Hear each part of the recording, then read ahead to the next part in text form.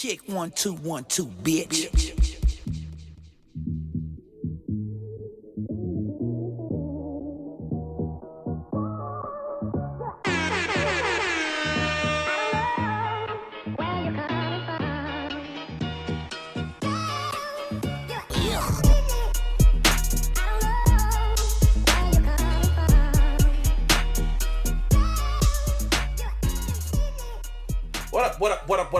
What the fuck is up? What up? People, you are now listening to the most consistent podcast in the Bay Area. Give me a hell yeah! iLLogical Consistent Podcast. This is your boy Buzzby. And over here it's your boy JC. No cadets!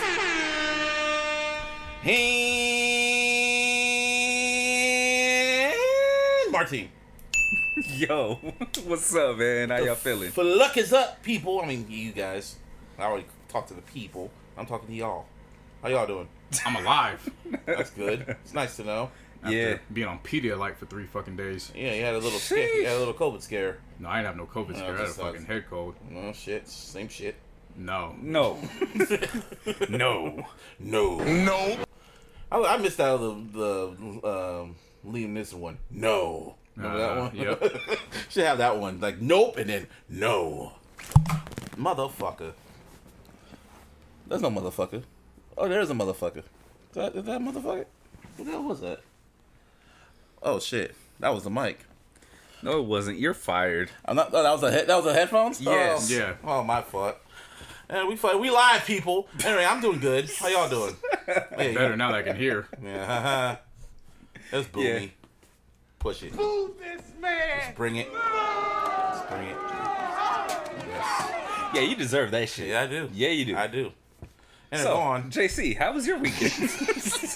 Yeah, it was good. No, it wasn't a COVID scare. I knew exactly what it was. What was Woke it? up fucking stuffy as fuck. Oh, weather change. Head, just everything. Weather changed quick. I don't know what it was. It's like, it just seemed like right after Independence Day weekend, I was like, you niggas was celebrating Juneteenth too much, huh? Now you want to eat some hot dogs on Independence Day. Nah, you got to make up your mind. Well, we'll make it up for you. Blah. Seemed like everybody, You're sick. yeah, seemed like everybody black and brown I know got sick. For real. Not Like, I. Martin, you came back and you were like, yeah, I just came back. I was sick. And I was like, Yeah. yeah. Like, I know I didn't get it from you because you were gone. So, Right. like, there's no way I could have got it from you. I didn't get sick. I keep my mask on and I stay in the house. So, Your mask had nothing to do with I'm it. like, It was what? just, you were just in the house. I was wearing my shit the whole fucking time, my whole trip, practically. Yeah. oh, shit.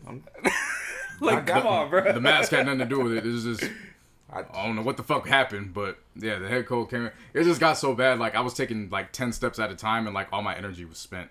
Like, that's literally like where the Pedialyte came into effect.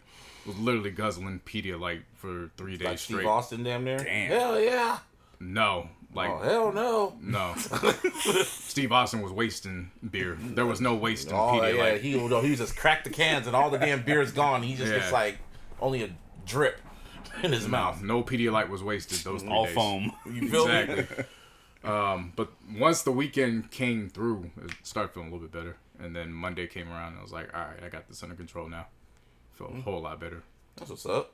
But yeah, that was basically my my weekend was trying to get my my health back under my feet. Shit. Yeah. That's good. I mean, at least you back, bro. real. Yeah. Like, you can hear the difference. Oh, you know yeah. what I mean? I don't know if people heard it on the pod last week, but that was the start of that shit. I had ice packs on my neck and shit. I could hear it in life. Yeah. Like, shit. But, man, I didn't do shit. Like, literally. And it's a good thing, because it's like, For once. y'all know, man. Like, I just be on the move, non-fucking stop, man. Right. You know what I mean? Just was chilling with my family again. So it was like, all right, Me, I was just pass working. the time. I was just working, and more working. Could have went to the movies on Friday, but I was like, "Where's HBO Max? I don't need to go to the movies if I have free movies." So, Well, not free, but it's your subscription. well, it's better than paying fucking $30 or even then, yeah, for the subscription. It was like $15 with the fucking ad-free shit. I Yeah. don't know, but as Yeah, 'cause long they as, say as, they long have as the an ad- movies is running Tuesday, $6 Tuesdays, I'm going to the movies on Tuesdays. Yeah, I went to the movies on Tuesday too. Saw Escape Room too, but you know, it was cool. White problems. But that's what it is. What else is new? That's why I call all horror movies. I call all horror movies white problems because that's exactly what that shit is. But I saw the trailer for Candyman. That shit looks like some black problems. Nah, that's black trauma. Black trauma. That's minority problems. Yeah. That's right up your alley, Martine. Yeah, seriously. Black trauma. Trauma. Mm-hmm. With Martine. Yeah. Yeah. Yeah. Busby likes the real life trauma. Yeah. I like the cinema. Yeah, that shit looks crazy. Every trailer I keep seeing it, I was like, okay, this looks spooky. Yep, I'm seeing that shit. But Bumblebee Man. Bumblebee Man. Seriously. That's what they should call it. Because Candyman sounds scary. They couldn't call the nigga Bumblebee Man. Yeah, nah. That nigga named 5 times. Bumblebee Man. Bumblebee Bumblebee Man. Man. That nigga ain't coming out with no hacksaw. Nigga come out. What the fuck you want, boy? Looking like a big old Can't like, you see me out here trying to bee costume. Can't you see me out here trying to extract this honey real quick, nigga? What you want? Not even a hook. Just coming Yeah. out with a belt. Michael! Take a rewind. There's a dude at my job named Michael. So every time I call Michael, and he knows it's from the Jacksons. Oh no. It's you. What more do you want from me? Michael! Marlon! Going through the whole fucking Jacksons. You just end up calling that nigga BM. Hey, Bumblebee Man. Man, my name is BM. What do you want? Baby mama. Hey, mama. But yeah, I saw that shit. But well, some black excellence. I guess we could talk about Space Jam, a new legacy. Welcome to the Space Jam. Welcome to the Space Jam. Welcome back to the Space Jam. Here's your chance. Do your dance at the Space Jam. All right. Yeah. That song was not present But it's damn near. That's like the damn near unofficial theme for that damn whole franchise. to you. Well, for the original. Still, I still like that damn song. But anyway, yeah, came out, made a lot of money. Outdid Black Widow and made her drop off. Get it? Drop off.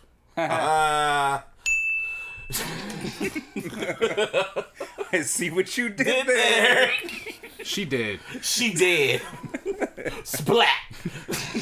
I wanted to use that as the title last week, but it was too dark, so I just With a skipped picture it. of Dominic Toretto. For real. She did. She did. Like when Vin Diesel killed somebody. She did because she talked about family. Oh shit. Yeah, that's what Space Jam New Legacy is about. It's about family. Mm-hmm. Vin Diesel even made a cameo in it. What? Not really. I'm just Oh, saying. okay. No. To me, that nothing really right home about. It's just everyone was fucking complaining about this. People complaining about it, and people were complaining about the movie. Everyone had something to say about this damn movie. It was cool. Yeah, I had something to say about it. No. I'm talking No, about. I know. I'm about to talk. You just said it's cool, so I thought it was my turn to talk. That's Oh well, I go ahead, talk. Yeah. Man. No, I enjoyed it for what it was. I thought it was good. Like when I was on the recovery mend, what was it? Sunday, one of them fucking days when I was laid out on the couch.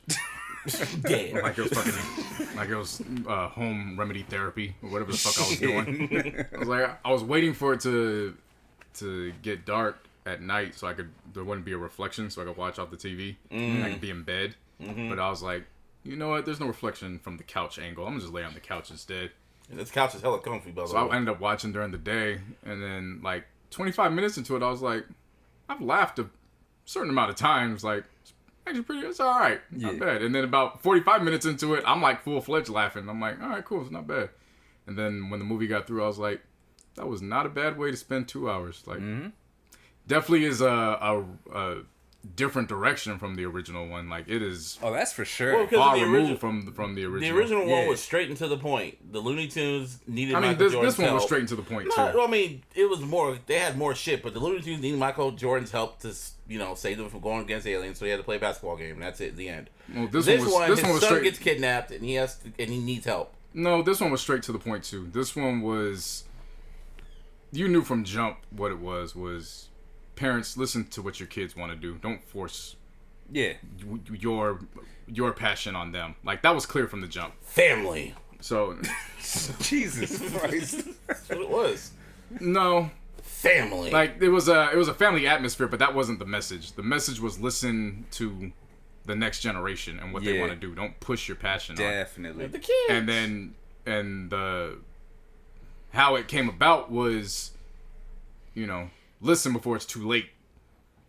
So Before he becomes a goon. So by the time it became too late, you know, that's when he had to go in and play the game to go get his son back. That's what it was. So I mean, both of them were straightforward. They were just straightforward in different ways. Yeah, well, for me, like, to me, when I first was watching it, I was like, this looks like a HBO Max original. Like, just from everything. And I was glad I watched it at home because I was just like, all right, whatever. And then it didn't really get going to me until it got, when LeBron got sucked into the hard drive, I guess. And then when he became a Looney Tune, when he became a cartoon, that's when it started really getting entertaining to me, and it got kind of funny. Oh, when he got sent to Toon World? Yeah, and he actually became a Toon. Yeah, he was like a Toon throughout like half an hour. I almost wanted him to play the game as a Toon, but I was like, okay, this is pretty. It was intriguing and shit like that. And then, you know, when he went to the different universes, they really loved that Harry Potter shit because Harry Potter made them a whole lot of money. And it was funny. He had I was gonna say, why the fuck not? I know. Like, why wouldn't they like that? I know, but shit? it was just kind of like fun. 700 chapters of this shit. For real. Oh, shit. And then they had the whole Game of Thrones reference, and I was like, "Do kids know about Game of Thrones?" They do now. Oh shit, they're gonna want. Yeah. Well, because I mean, Yeah. teenagers watch this, so Yeah. Yeah. But anyway, I saw the Game of Thrones reference, and I was like, Then they made like other little references to like the whole Mad Max shit. I mean, And, they did the Matrix, yeah, the Matrix. That shit was funny. That shit was hilarious. especially who they used for it. Yeah. Speedy Gonzalez and Grandma. Granny. They couldn't have Pepe Le Pew because he got canceled. Because you know. Yeah. Oh, by the way, I had told my sister-in-law Nisha about that shit like about a week ago or something, like that Pepe Le Pew is not going to be in there. He's literally canceled. Actually, I told her when we were in fucking at Disneyland and shit, right? Uh-huh. And she's like, "Are you fucking serious?" And then so you know, like they had everybody. Mm-hmm. She didn't see Pepe Le Pew. She's like, "You were really fucking serious." I mean, if you watch his cartoons, yeah, kind of, Yeah, that's some Me Too shit. Yeah. Nigga was forcing himself on the shits, man. Yeah. Like, I don't know if you saw the other ones when there was like a bobcat or whatever, made himself look like a cat, and every time Pepe Le Pew kept going up to it, like it would just attack him and fuck him up, but he still kept coming back for more. It's like, damn, the beginning of a toxic relationship. Okay. I mean, it be like that sometimes. Right. I know. I remember in the first one when he stunk up everyone. Mwah, the points. Oh yeah. Yeah. He had the gas mask on. Yeah, and shit. 2 points. Shout out to Wood Harris. The Wire's everywhere once again. Motherfucker trained LeBron. He fucking. What else did he do? Oh yeah, there's 2 Wire references in this shit. Oh. Yeah. Yep. I didn't think about that, but yeah. They're everywhere. Yeah. The Wire's everywhere. Everywhere you ain't never there. Yeah. Shout out Don Cheadle. Yeah, that was like, I won't say it's the worst acting. They just said go out there and just have fun. That's all he really did. Don Cheadle did a great He job. did a good job, man. I know. And then he got serious towards the end. He was serious all throughout. No. But how he was acting, it was kind of just like, it was whack. It was a little bit more wacky. Well, yeah, this Not quite wet, but loony. yeah, like you gotta understand. This was a Shut up. direct. Fuck up. This was they intentionally wanted this to be cheesy. Yeah. Like, I think that was, for a lot of people that were complaining about the acting, I was like, I saw that too, and I was like, do you guys understand that this was intentionally made to, they wanted them to act this way? Like, do you not understand that this contains the Looney Tunes? Yeah, even like, watch the Looney this is the Tunes. over the top, like, this is over the top for a Yes. reason. Like, they want them to act this way. It's like the actual humans have to act the same way that the Looney Tunes do, so that way when they're together, it makes sense. Right. Yeah. Because there's no way in hell you can just act normal when you see fucking Daffy Duck with a fucking perm dressed as Superman. Yeah. Like, you can't be... A removable perm, by the Yeah. way. Like, you can't be normal, like... Which was one of the funniest scenes in the fucking movie. When he's trying to become a fucking, become part of the fucking Justice League.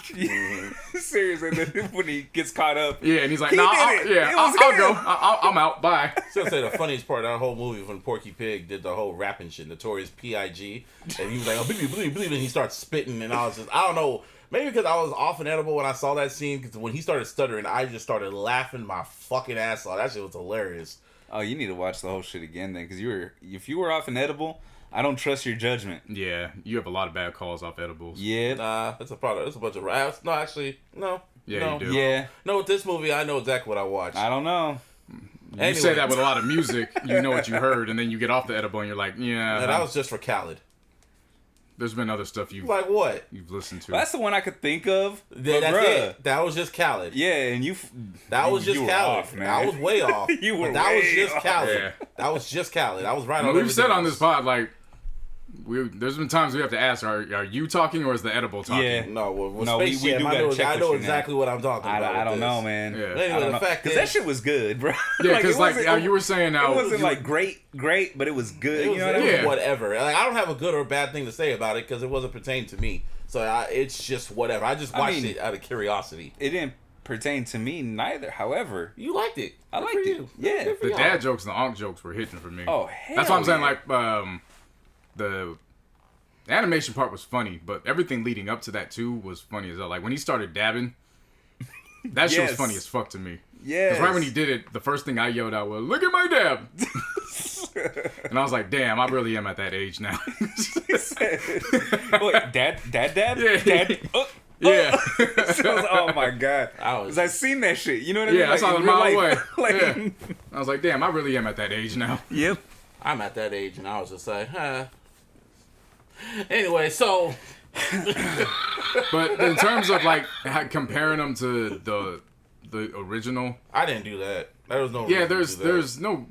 I mean, you can, I but will make one little comparison though. before you do, but Go on. in terms of the original, I'll just say that the original was more geared towards an actual basketball story. Mm-hmm. This one was geared towards a family Family. story around the game of basketball. Yeah. Whereas that game was a more traditional style of basketball. This was a game of basketball that was sensationalized. Yeah, it was a video game. It was yeah, and it was, yeah. what I mean? That's all. It was- NBA Jam. That's Yeah, what it was. it was fun too. Like Honestly, yeah. like when they introduced Damian Lillard for Dame Time, I thought that shit was so fucking dope. Yes. Especially when they put the fucking song in Yes. there about that time and they like utilized that shit. I was like, that's amazing. And even though the soundtrack we spoke about last week, I did enjoy how they utilized the music in this one. Like all the music did make sense within the context of the film.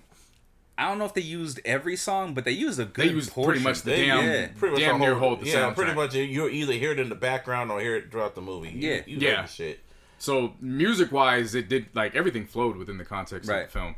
One thing I want to touch on though, because it was kind of weird, bro. I heard a few people reviewing that the soundtrack, right? Mm-hmm. And they were like, "Oh yeah, well, it sounded like Kids Bop and shit," and I was like, What? No. "Exact, like, hello." What kind of shit is that? Do you realize that the last soundtrack that came out, Hit 'em High, had no cuss words at all? Yeah, But like- some of them weren't born during that era. And see, whether they are or not, how could you like? And plus, they you can't can go stream back. It. They can't stream it. You gotta remember that. They're not gonna legally download I'm sure it. the ones that were complaining about it are our age. Yeah. I know, but probably Yes. they never listened to it like that. Oh, they claim they never listened to it, but they did. I mean, back they then. could, whatever. But either way, bro, like when I hear that type shit, you sound to me like a straight. And I'm going to be stereotypical. I'm going to be like completely unfiltered on this. You sound like a suburban white boy.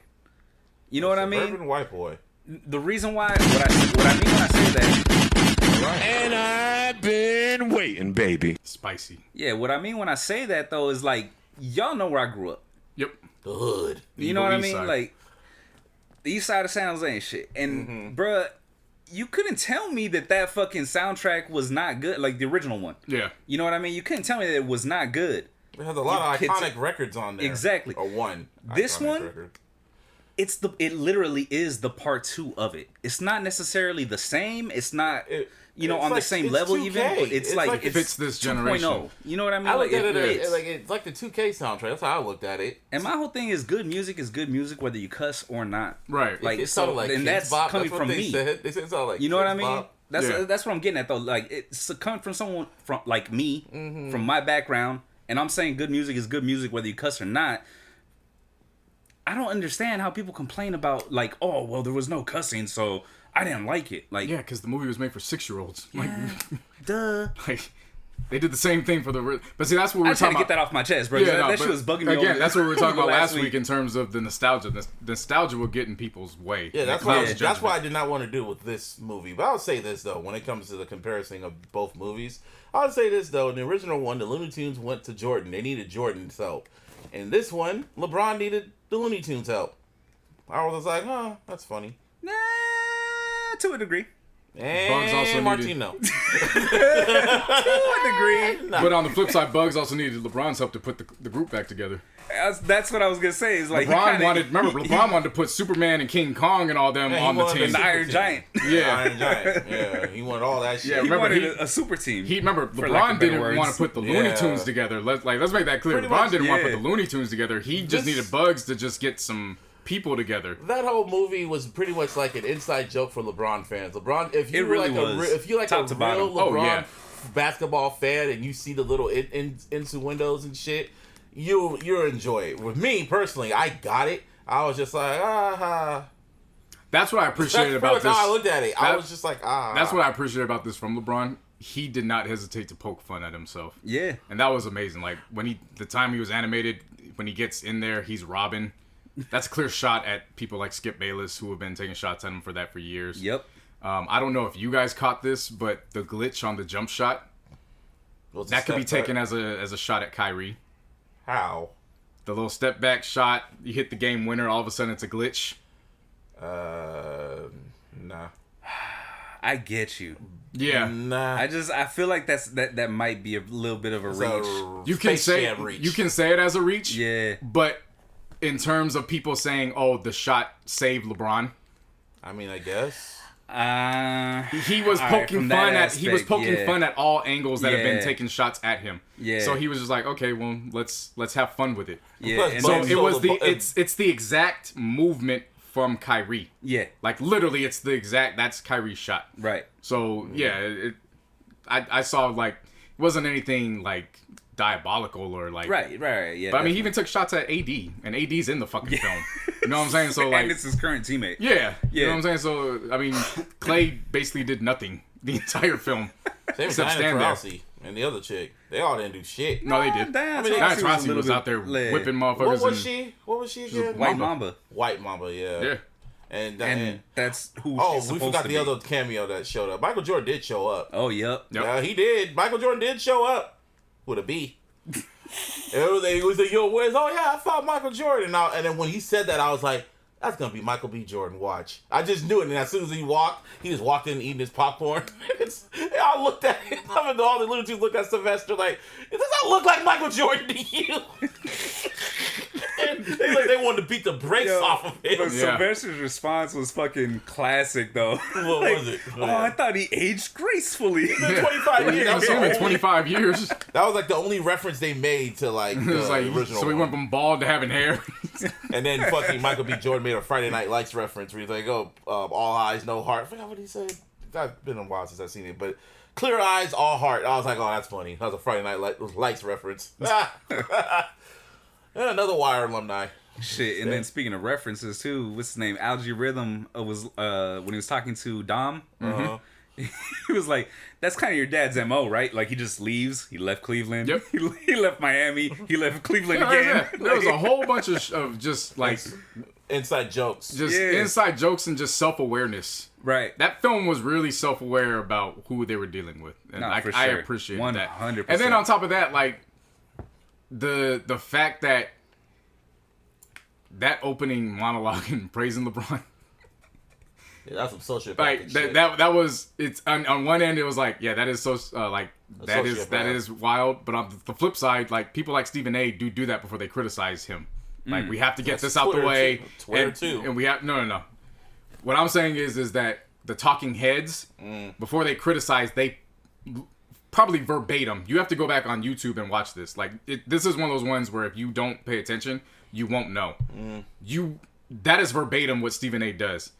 I know before we criticize, we have to bring up he's a philanthropist, he's this, he's that, and you know, just always we get out the way, Yeah, he he's a does great say that a man. lot. Yeah.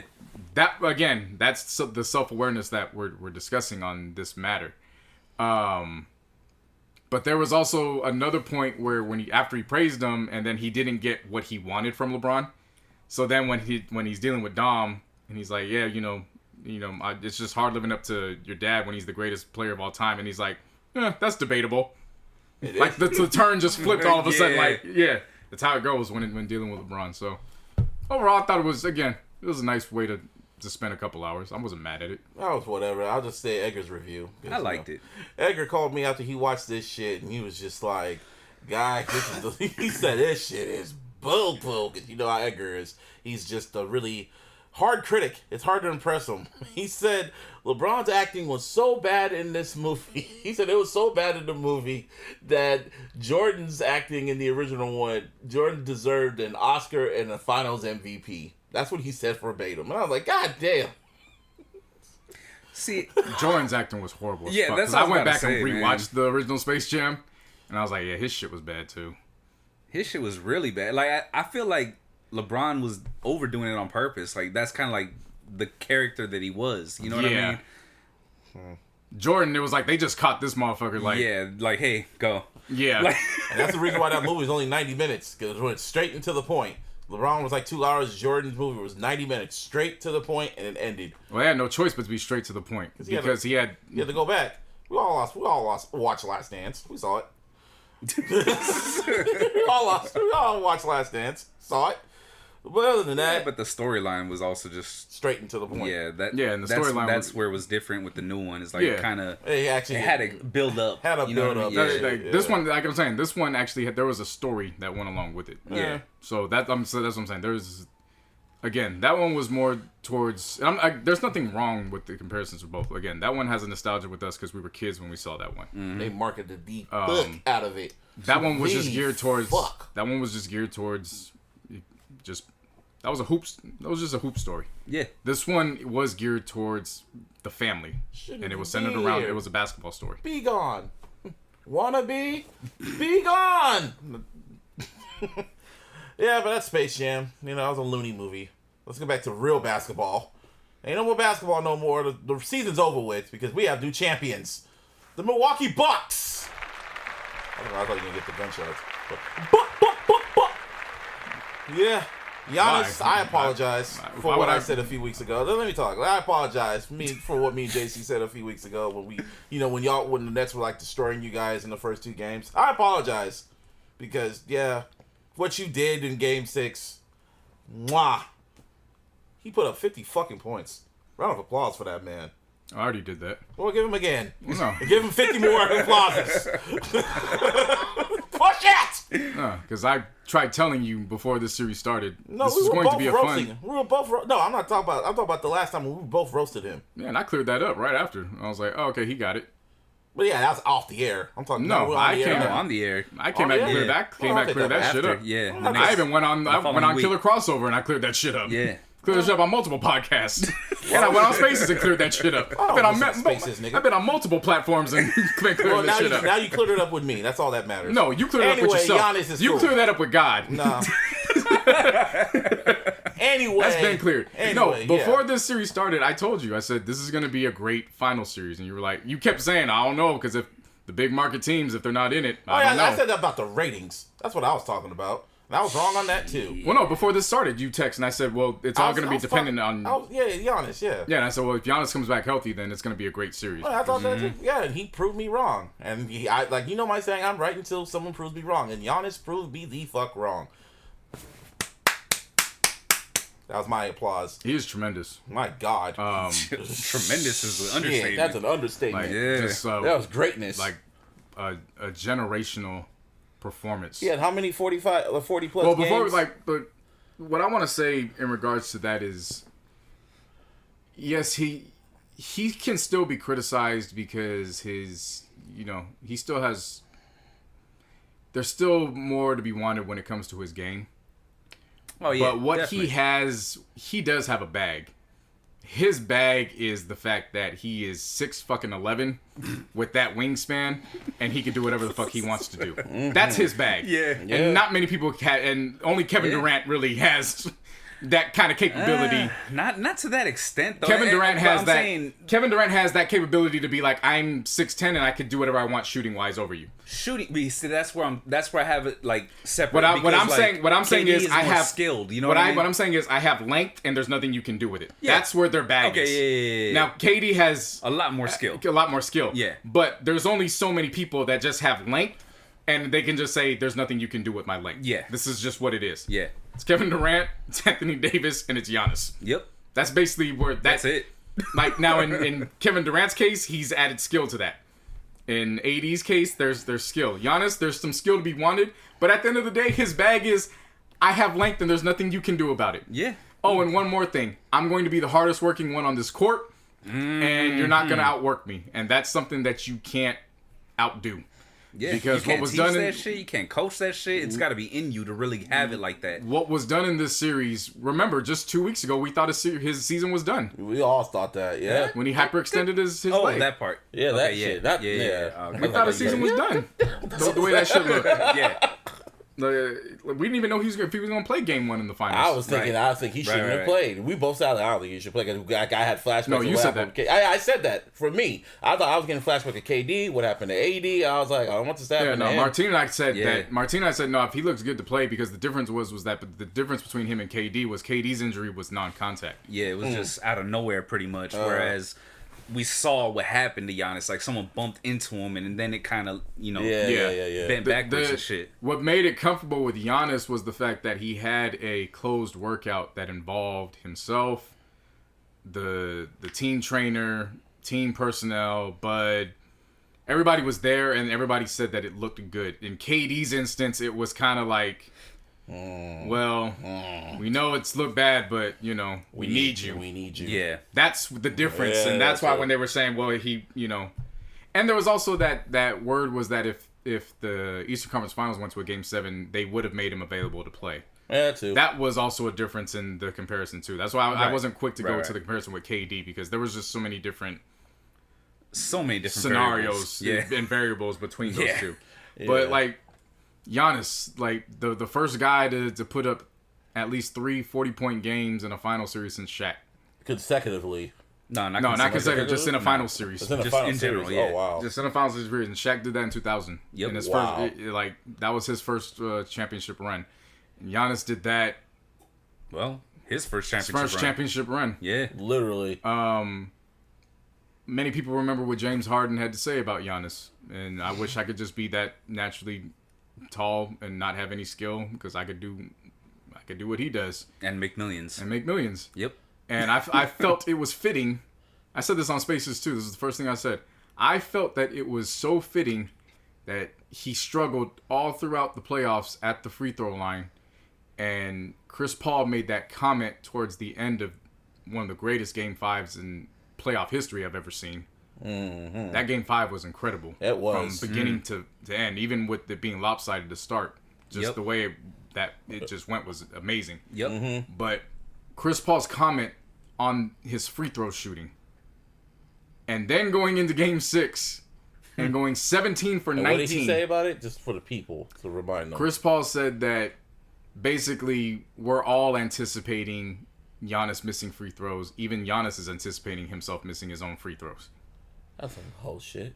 But okay. And then Giannis said That's that. just bulletin board material, bro. It ain't even about whole shit. Like, it's yeah. to a certain extent. It's the truth. It kind of It was right, because Giannis was bricking. That's how it was going. So Yeah. I'm not gonna call it whole shit. To a certain extent, that was right. It's just the wrong time to say it, because you don't want to say it to You a don't guy want- that's just finishing putting 32 and 9 up on you. And you just gave him and has more momentum. motivation. And now he has more motivation. Yeah. Shit. So when he goes 17 for 19 and does it in a way where we all know James Harden's his method of playing ball is to get to the free throw line. I felt that was very fitting. And then just all throughout the game, he was just everywhere. And when I say everywhere, it wasn't even about Everywhere. offense. We were never there. Like I watched the fourth quarter because I was at work and I had it on and I was listening. And the commentary was like, "Oh, there's Giannis over there. Oh, Giannis over here. Well, Giannis." to be more specific about it, it wasn't even about that. It was, what I'm talking about was,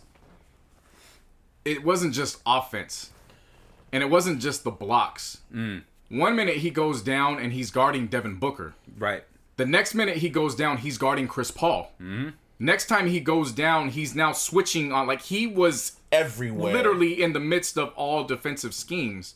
And then he would rotate out, get Devin Booker, then block the shot. It wasn't like he was just like, well, I'm going to sit in the paint and then, he left it all in the court. Maneuvering throughout everywhere and then getting rewarded and taking over offensively. Right. Like, he made it happen. And making points at it at the same time. And I was just gonna say, it's not even just the scoring though. His passes were so on point Yeah. throughout the entire series, the whole playoff run. Really, Yeah. That alley oop in Game 5 to like put the nail in it, and then he just stood and looked at the camera.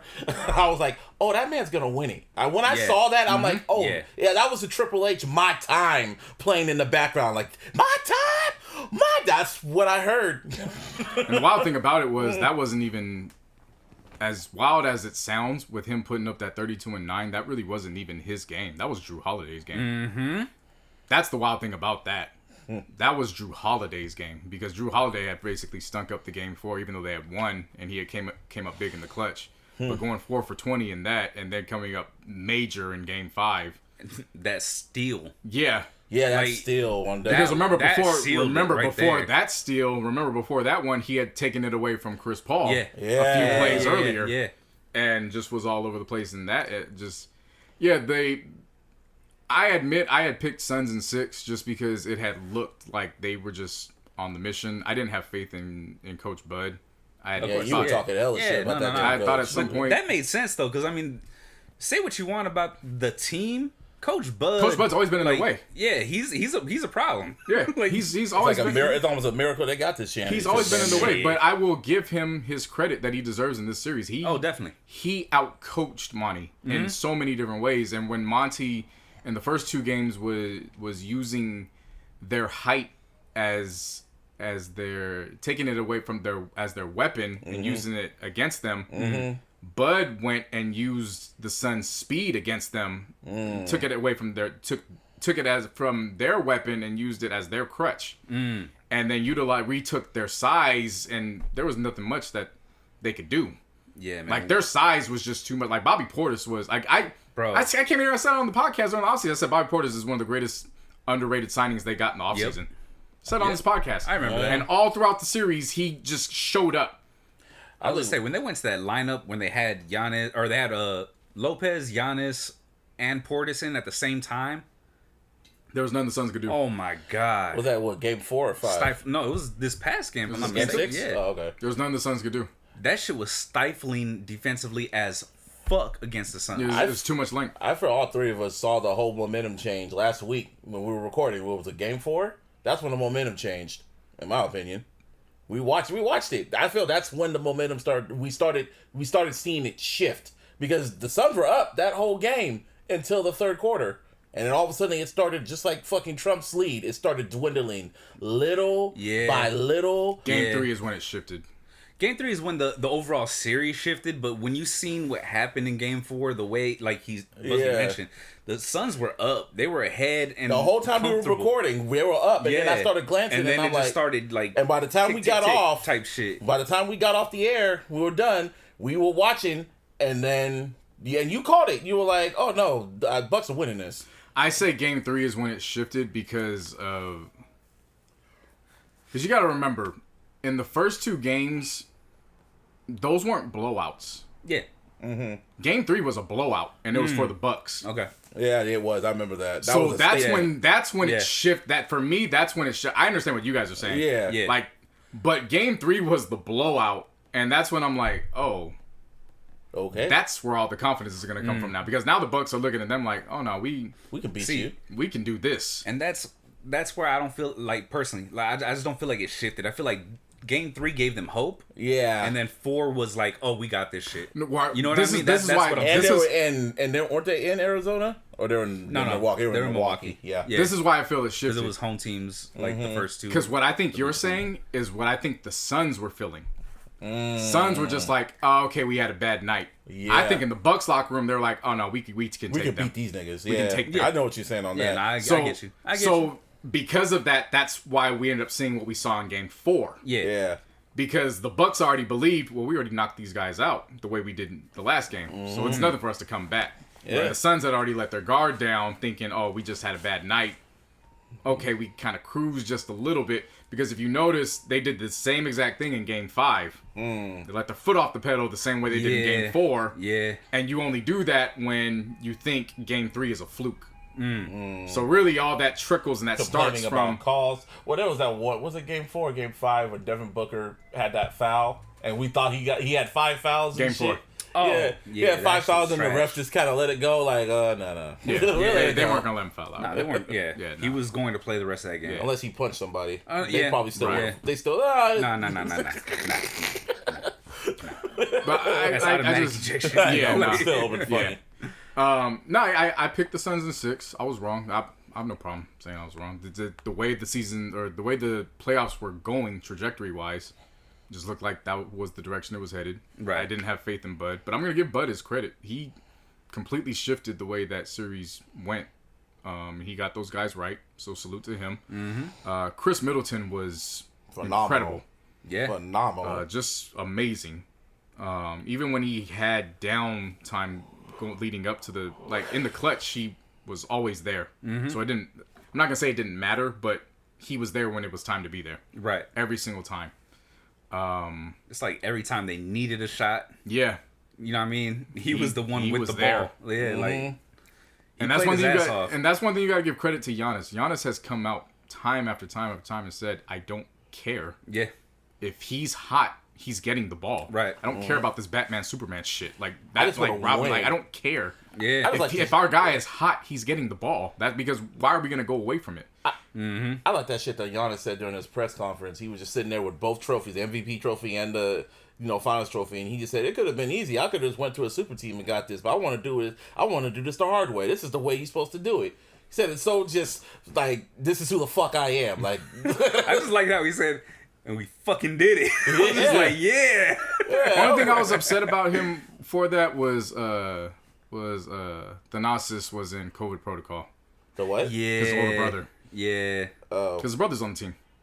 That's the only thing I kind of felt bad for, but So his brother was in the hotel. So I mean, you know He did his the part. outcome is the outcome, though. yeah. you know what But I I mean? will say that is dope that all 3 brothers got their Yeah. titles in back-to-back years. Definitely. Like that's incredible. That is cool. It's Family. it's crazy enough that a family basically of 3, Yeah. like each of them have a ring, but to do it back to back, like that's Consecutive crazy. COVID and one with fans and one without fans. Yeah. Like Yeah. still wanted that fucking Disneyland parade for y'all. Oh my God, get over it. No. Oh, it's Disney World. Disney World. Disneyland Still. World, same shit. Still, Go tell LeBron that. I will. yeah, Because that nigga gonna look at you stupid like, nigga, I was going home. Like, have you seen the way he talks about Orlando? That nigga has PTSD talking about Orlando. Yeesh, I wouldn't We doubt want to it. get the fuck out I of would there. not doubt that, man. As soon as they got, it don't even look like they changed. They, went from popping champagne and got straight on the fucking Right. jet and Oh, left. no. I'm talking about like completely Wasn't he drenched. at game? Yeah, he was at game 5, wasn't he, LeBron? Yeah. Yeah, that was his one. I don't know if you saw that picture, but in that picture when Giannis did that alley-oop dunk, that one when he's just looking at Chris Paul and shit like that, if you zoom in, you see somebody else laughing, and you see it's Adele. And Adele is apparently dating, what's his name? Rich Paul. Is that his name? Well, it's not apparently. It's Apparently, no, confirmed. apparently. I mean, Yeah. apparently, well, apparently it is. And I was just like, wait, what? Okay, good for you, bruh. I was like, come on, I just wanted to point that out. I was like, wow. Rich Paul needs a movie. Because if you know Rich Paul's story, it's Yeah. literally the American dream. Yeah, I don't know if seriously. people really know his story. Right. Rich Paul met LeBron selling jerseys out of his car. Yep. And literally now he's in his inner, that's his inner circle. Yeah, That's like his He- right-hand he man. runs his Like, agency. He runs his seriously. agency. Runs is on some fucking what's that show called that was on HBO Ballers shit? Yeah, it's like Ballers. Oh damn yeah, near. yeah, Yeah. yeah. Yeah, no, so, and then they went back and the interview that he did with, I don't know if it was the Sports Illustrated interview last year, but there is an excerpt where they're like, oh, a famous star is coming out of his hotel, and they're like, is that, and they have to put redacted, Yeah. and then he's like, oh yeah, she was here just kicking it, just hanging out, chilling. just chilling. Just chilling. He had Adele at his house just chilling. That's cool. Man. It's everyday life for him. Hey man. Hey. And they said it was their first public outing He made it. together. Yeah, I got the hottest chick in the game. That's pretty much what it is. The hottest chick. and he in got the her game. when she's on the, On her- I don't want to say a rebrand, but It's a rebrand. It is Yeah. a rebrand. It's a rebrand. Yeah. She's always been kind of ratchet like that. That's the thing. Even when she was singing all them songs, when you hear how she talked back then, she was always kind of ratchet. I am curious about her album. See how that's gonna sound. It's probably A&R in that shit. Who knows? LeBron gonna give us the deluxe. And what my we're gonna do God. after this is that we're gonna hit him with the deluxe. You're gonna give him the Rich Paul edition. Jeez. Box edition. Now the other question I got for these finals is poor Chris Paul. Niggas lose every day, B. Yeah. He'll be alright. He'll be alright. Shit happens, man. Shit happens. So You know, Boogie's probably having a nice little smirk at that. yeah. So no one likes your bitch ass. Everybody focused on Chris Paul. Really, who they need to be focused on is Jay Crowder, a.k.a. Damn, Double Homicide. Yeah, because he was on the Heat. And then he had Back-to-back to go finals losses. on I two get different you. teams. Yeah. Yeah. Yeah. He'll be alright. He'll be fine. But Well, I feel bad there for- was something that I wanted to say to y'all. I'm gonna break the news on air. Oh shit. So, if we rewind a little bit During the during the Nets Bucks, right? Down 0-2, we come back, and I made this very clear each and every time you guys bring it up. I did. Y'all was talking shit about the Bucks, right? I literally said nothing. The reason why I said nothing is because Ugh, baseball. as that game was being played, the day previous, right? Yeah. My brother had texted me. He's like, "So who do you think's gonna win now?" Because the Lakers were out. You know what I mean? He was just asking, right? Yeah. And I told him, I was like, and they were losing that game already. Like, it was basically in hand, right? It was about like my brother got the receipts. I don't. My shit Which game? deletes. When they went down 0-2. Okay. And Yeah. which call Yeah, it? yeah, yeah. Yeah, so he had asked me who I think's gonna win. I was like, this is the crazy part. I told him, honestly, I think the Bucks. But I really like the way the Hawks play. Like, you know what I mean? Yeah. So whatever. But I told him straight up, I was like, after they were, pretty much at hand, 0-2, down 0-2 against the Nets, I was like, I have a feeling the Bucks. And I was like, bruh, this shit actually happened. I need to go to Vegas. Shit. Yeah, no. Well, my two factors in that, again, I didn't have faith in Bud, and Yeah. Kyrie was still playing. That too. Yeah, no, It's I crazy get it. to think. I get it, man, but I don't know what it was. Like, I just kind of, it was one of those things. Like, I seen them, and I was like, I like the way. And I keep bringing it up how they have like a Kobe Shaq type dynamic. You know what I mean? Yeah. I like that shit. I like how that works. I've seen it work. You know I'm what still I mean? surprised they did this. They did this in spite of White Dante being injured. Because that was a major blow. Like, basketball, like non-basketball heads aren't gonna understand that Like because you're like, oh well, they still have Giannis, but White Dante is a major part of their offense. Now explain who White Dante is. So White Dante, he's Dante DiVincenzo. He's a white guy and his name is Dante. Yeah. So we call him White Dante. Yeah, makes sense. He's not in any form, like he's not an all-star. He's a role player, but he's very solid, important to their system. very dependable. Yeah. Yeah. So when he went down, it was like, oh shit! Like this is like one of the in terms you would understand. This would have been like the Lakers losing KCP. Okay. Maybe going down an extra role player because KCP may have been like a Drew Holiday term in the pecking order, but you kind of get the drift where it's like losing your significant role player in your starting lineup. It's like, okay, it's like Ron Harper going down. Well, I'm trying to make it in terms of from my more term. recent because basketball today is different from basketball back I then. know, but just for me. Because- Yeah, Ron but to a Harper. degree, I mean, yeah, Ron Harper. You can use that. That Yeah, 'cause works. it's enough for you got everyone Pippen, in you got Chicago Jordan, to kill Keenan and then and Kel. there's Ron Harper. You know what I mean? This is enough for everyone in yeah. Chicago to kill Keenan and Kel. Yeah, exactly. So, yeah, no, that works. That yeah, works. just for my terms. Yeah, I'm all so ahead. so White Dante going down, it was like, shit, like. It's funny. And that was kind of upsetting about Game 6. It was like Game 6 was primed for. Now Giannis got the 50 ball, so I I'm really not feel mad at he it. missed that but- three-pointer just but- to hold on to the 50. But the fact that White Dante wasn't in there, because Martin, we've seen enough Game 6s. There's Game 6s are primed for a role player to just yeah. go fucking off and Yeah. seal the deal. For sure. Like last year, it was Rondo's game. Yep. Rondo sealed the deal in the Game 6. I go back to 2012 or 13, whenever the year that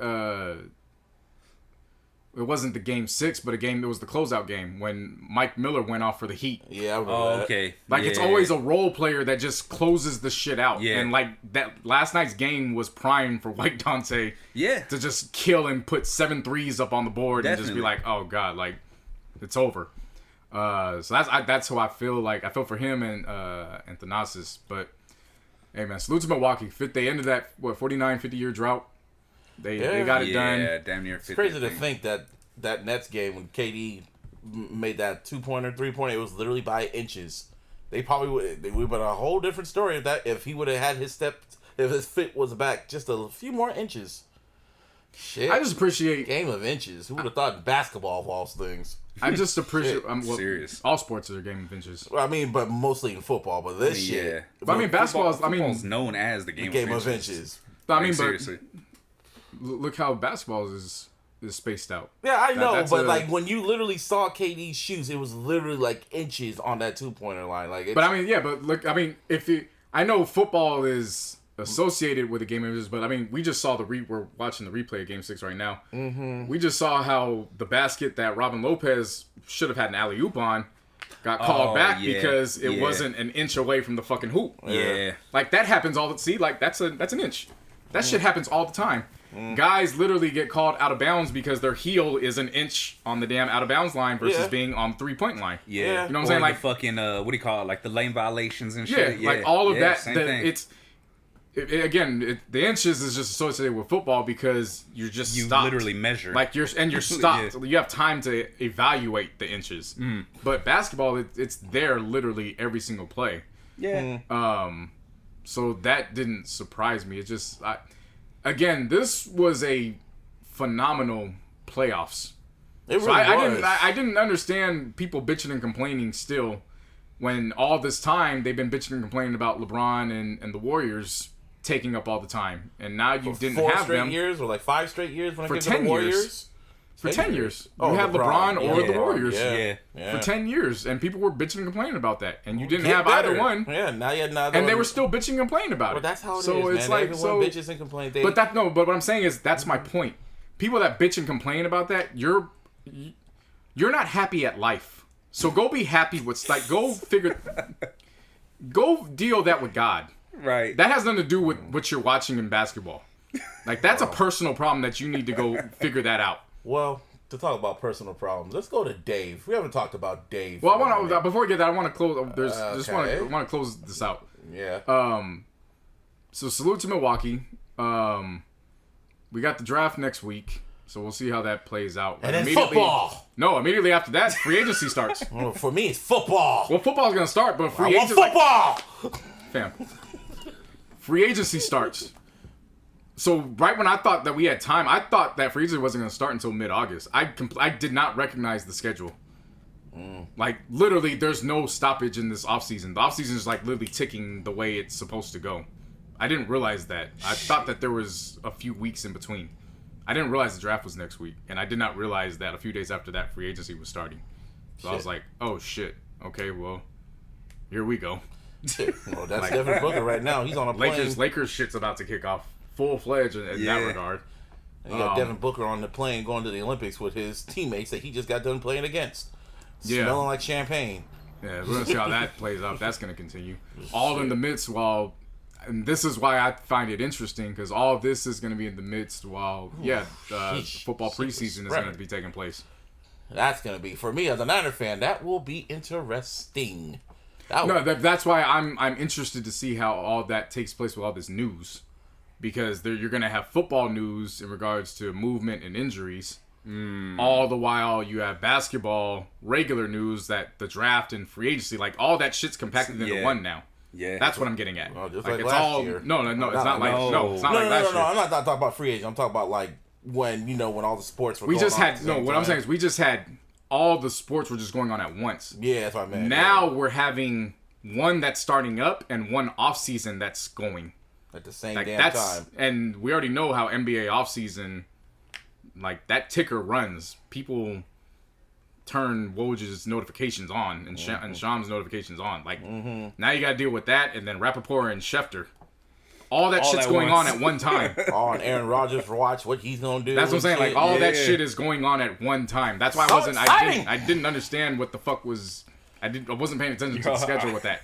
I didn't know what I was in for. Yeah. So we're gonna see how that plays out. But again, salute to the Milwaukee Bucks. Yeah, They are the 2021 NBA champions. 2020 champions recognize 2021 champions. Salute to y'all. Y'all got that. The end. I'm happy for Giannis. I'm very happy for Giannis. Seriously. He deserved that. Yeah. Now, Dave, bring your ass to the stage. David. Somebody did this. Okay, we haven't talked about Dave in the past few weeks. Didn't you want to bring him to the stand? You said stave. Stave. Well, Stave. Stand. That's how angry I am at him. Even though it was just a TV series, it triggered me. Because I used to be me when I was a kid. But man. So, fellas, have y'all ever fumbled the pussy at the 1 yard line? Not to that degree. Me neither. This Man. for people that have seen Dave, because I don't want to get into reviewing Oh, we're not going to review. Dave like No, so per no, se. just this like episode. the season's been wild To say the least. Say the least. Yeah. Yeah. Dave. This episode I Man. really want to get into because this is a full-fledged reflection of what it's like dating for our generation. Really is. Really was. Because it just so happened that they used one of, if not the biggest pop star, to fully explain that. Because she wasn't exempt. So Doja Cat was. She's kind of almost like a representation of women too, of how women live their life, kind of, and to an extent. Not really. Minus, like, no, when it comes to their notifications and shit blowing up and all that other crap. But Not really. I say not really only because Doja Cat was working. that's what I mean. A lot of these IG women they are, claim they're are working, but posing. yeah, So, they you know. claim they're working, but not really. and there's a certain demographic that runs with an image, and they're sleeping on air mattresses. Yeah. Yeah. You know So what I'm this saying? episode, Right. this episode, it's almost like this episode should be taught in classes to dudes on what not to do. So pretty much in a nutshell, I guess there's an industry Tinder, I guess, for pretty much celebrities and industry people can go on so they can match and whatever. So Doja Cat was on there, and they show Doja Cat, and they see her phone ringing off and notifications going off, and she matches with Dave. Dave sees this shit, and he's like, oh shit, like he can't believe Doja Cat, like the Doja Cat matched with him. And they start chopping it up. They start talking and shit like that. And Doja Cat is kind of just talking with him and she's entertaining him. And he's kind of shocked. Like all the shit that he's saying, it's just like everything's going in. It's like he's like Steph Curry. Boom, boom, boom. Even he can't believe this shit. He's like, oh shit, right? So then he almost fucked it up. Remember how he almost fucked it up? When he took Yeah, the like I screenshot? said, I didn't want to get into the review of it. Like I want to. Get to the ending. How he fucked it up. No, I want to dissect the dating portion of it, like just the meeting Okay. and the interaction. Because for those who haven't seen it, like people like just go watch Dave. For those who haven't seen it, like, and for those who have, like, we don't need to retell them. They've already seen the episode. All right. So yeah, he gets involved with Doja Cat via the app, and his problem is that he thinks he's dealing with a woman around the block. Yeah. That's that's really what the problem is. That's a good way to look at it. Yeah. He thinks he's dealing with somebody that like has the same amount of time as him. Yeah, that's how he got it all fucked up. It's because she stopped talking to him because they made plans to go to dinner or whatever. And then she was like, oh yeah, I had a crazy day or whatever, but yeah, let's shoot for it. So he's like, okay, you want to do it at 7? And then Doja Cat don't say nothing. And when you see Doja Cat, she's filming stuff, like she's like doing videos, she's rehearsing, doing photography, doing like photo shoots. Dave's with Ray Shremmerd, which was wild. And he's like kind of being impatient. And he sees her on IG Live, and then his mind's going crazy. So then he starts double texting. And as soon as he started doing that, I was like, oh, don't send the question marks. I was like, you need to chill. You need to chill. This is the advice that was given to me, and this is really, really good advice that was given to me from some really reliable OGs, and shout out to them. Do not engage with a bad bitch unless you're ready to deal with a bad bitch. Dead ass. That's a ding. Because, and I say that, and I don't use the term bad bitch derogatory. Yeah, I use that as a term of empowerment. Right. Bad bitch is gonna come with, like baggage is completely the wrong term. She's gonna come with her shit. Like she got her own agenda. This is what she's coming with. Yeah. If you know she as close to a 10 as possible, then you know all eyes are on her. So you need to be comfortable within your own skin And to know you that better be cool. you just need to know that all eyes are on her. But if her eyes are on you, don't worry about that shit. Yeah. Don't worry about nothing. Be secure with yourself. Right. And you got to understand that she ain't going to be on her phone all day. She got shit she got to do. But if her eyes are on you, you're good. Take it for what it is. Go about that. Niggas always love to talk about, man, I just wish this bitch would just let me play 2K all day. Now you're dealing with a bad bitch that got her own agenda. You can play 2K all day. But when that phone goes off. But now you pressed. Why? Because you're dealing with a woman that so many other men want. So now your mind is going crazy because you're not used to dealing with a woman like that. Yeah. You're out of your territory. This is how Dave fucked up. Because if I just look at it when she was engaging with him, like throughout the whole day or whatever, I just looked at it. She had her read receipts on. That's what a friend does with me. She has her read receipts on. So then when she doesn't reply back to his text, it still just says sent. She didn't read it yet because she's off doing other stuff. So at that point, you should have just chilled and just worried about your own shit. And see, in my eyes, this is what makes a woman that qualifies as a bad bitch so attractive. Because it's not just about the looks when it comes to that. Because Doja Cat, I've come on here many times from the jump and said Doja Cat is fine as fuck. And she is, like, that whole episode was just showing she's fine as hell. And Now, I've been saying that for years. Busby came over, when he showed up, he's like, I didn't pay attention to to her her like body. that. And I I didn't was pay like, attention how? to her body I've been saying like it for that. 3 years. How? How, Sway? Well, I don't know. For real. I don't got the answers. What made her so attractive throughout all this don't. is if you notice throughout all of this, she made time to go back to her phone and communicate with him. Dang it. When she had the time. Dang. That's what made her so attractive. And on top of that, there was a point where in the middle of her photo shoot, they tried getting her on some bullshit. Like, well, this is what we got for her. And she's like, no, I don't know why you guys are acting like this. This wasn't ran by me. What are we doing? We're going to run the photo shoot the way I want to. So let's hurry up and let's get things going the way I got things I got to do to get out of here. Yeah. Her mind was on Dave the entire time. Why are you saying this? This is making me angry again. So that's what I'm saying. That's what made her attractive. Yes. In the midst of doing all the responsibilities that she had to do, getting on IG in front of 200,000 followers, doing all these videos, dance rehearsal where she looked damn good too. And that's why I said there's a difference between and what she didn't necessarily represent all the women. Yeah. Because she had shit she was doing. Right. In the middle of a dance rehearsal where he damn near fucked it up and I thought he fucked it up. She stopped, went, and made sure she was texting this man. That's what made it attractive. Made a selfie. Send him a selfie. Send him a selfie in the middle of it and basically asked him, would you mind waking up to this every morning? Or some shit like that. And then and he almost fucked it up by send a screenshot. By trying to send the screenshot to somebody else and accidentally sending it to her. Saved his ass. Side note, this is what you should do, gentlemen. If you ever do that, when you know you fucked up and you see the phone is sending, put your phone on airplane mode so it won't send. Yeah. Ding. Yeah. But if doesn't it send afterwards? Nope. No. It stops. It stops instantly. But in the instance that you instance that you because you turn off your network. Yeah, no, I get it. I get the concept of it. But in the instance that you cannot make it there in time, Dave bounced back very, very quickly. Woo, he sure did. And had a great, just saved it. He was like, oh my God, you just sent this to me. I have to screenshot it and now I have to put it on my wall. Yep. And it was like, oh.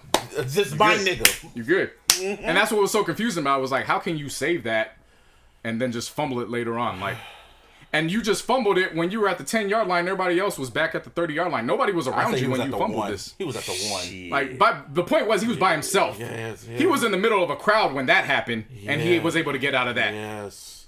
But he was by himself later on, and Doja Cat was rushing home, getting that was what pissed me off because in the midst. Well, yes, that's what pissed me off. It wasn't. This is why I was pissed off. And I talked to Rossi about this. Rossi saw this and he goes, ain't that a bitch? And I said, fam, this is what made me mad. Because you knew we gotta what tell type what of... he did. Yeah, so he went to go kick with Ray Shremmer. Shout out to the Shrems. I love their performance. This is what I'm talking about when I wasn't tripping on LeBron's performance. Oh, it goes back to Ray Shremmer. Yeah. They were acting off the wall. Yeah. Well, maybe, because maybe that is how they act. That probably is, yeah. But they were acting off the wall and all that shit, and it was just like, yeah, that's okay. That makes sense. Just whatever. Yeah. And even in the midst of it, it's like he's just so out of his element because his response is to always go back to... His phone. Well, no, just like homoerotic behavior, and it's like, fam, this is not what like. Yeah. Like that's his like way, like that's his socially awkward to like play like. That's Lil Dicky we talk about. Yeah, it's just it's very weird. Yeah. And it, like he thinks it works, but it's like, fam, that's your mind. That's not how everybody else thinks. Right. But he's getting irate instead of realizing the situation he's in. You're kicking it with Ray Shremmer. You have a date with Doja Cat later. Enjoy your day. But you know, Dave, that's a good point. That is true, but like, that's a really fucking if you good look point. at the whole like this season, like he's been kicking with a lot of like artists, like big time artists, but he's not really thinking about that. He's so caught up in his own shit that he doesn't really like realize how his life is at the moment. Right. Now, this is why I got triggered and pissed off on his for him and at him. Was again, she had made it clear to the photographer, let's hurry this up because I have things I need to get home and do. When she got in that house and how she was maneuvering, getting ready to leave, I told Rossi, I said, my God, she was going to silhouette challenge that man's life all night.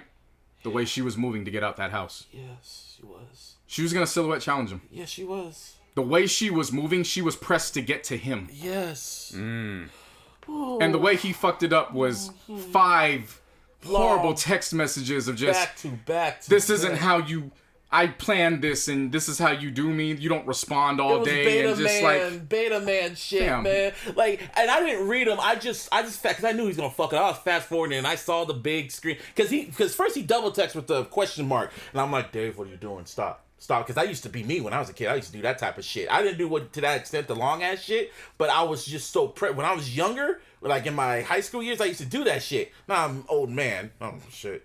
I know what not to do. So when I saw Dave doing that as a grown ass man, I'm like, what the fuck you doing? Don't be like me back then.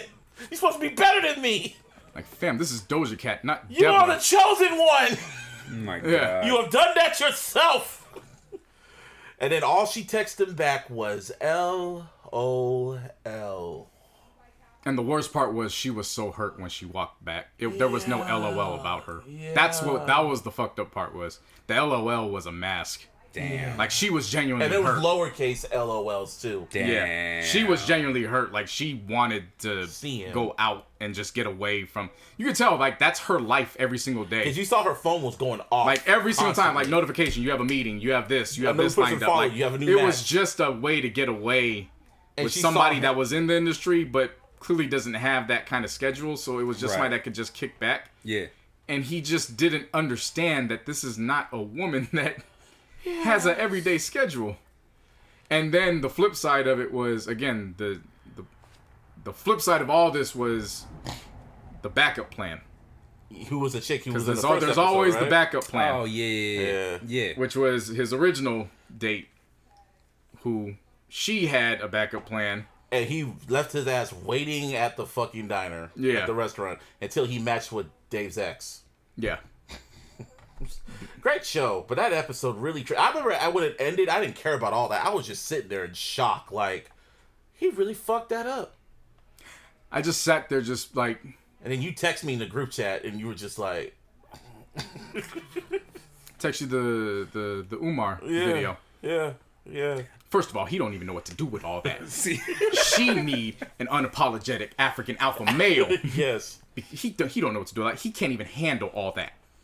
What does he know what to do with that? And then I was trying to put myself... And I had it, no, just real quick, because that video sparked this, it made me remember shit. I still haven't seen the episode, right? Yeah. When I saw that in the group text, I was like, what the fuck just happened? Like, I was like, what the hell? And then I got to thinking, like, how would I be in that situation? Say if, like, a big-time a woman celebrity hit me. I'm talking like huge pop star status. And I was thinking like, I don't know, Rihanna. If Rihanna took a liking to me, how would I act? Not like Dave. No. Not like that. No. You know what?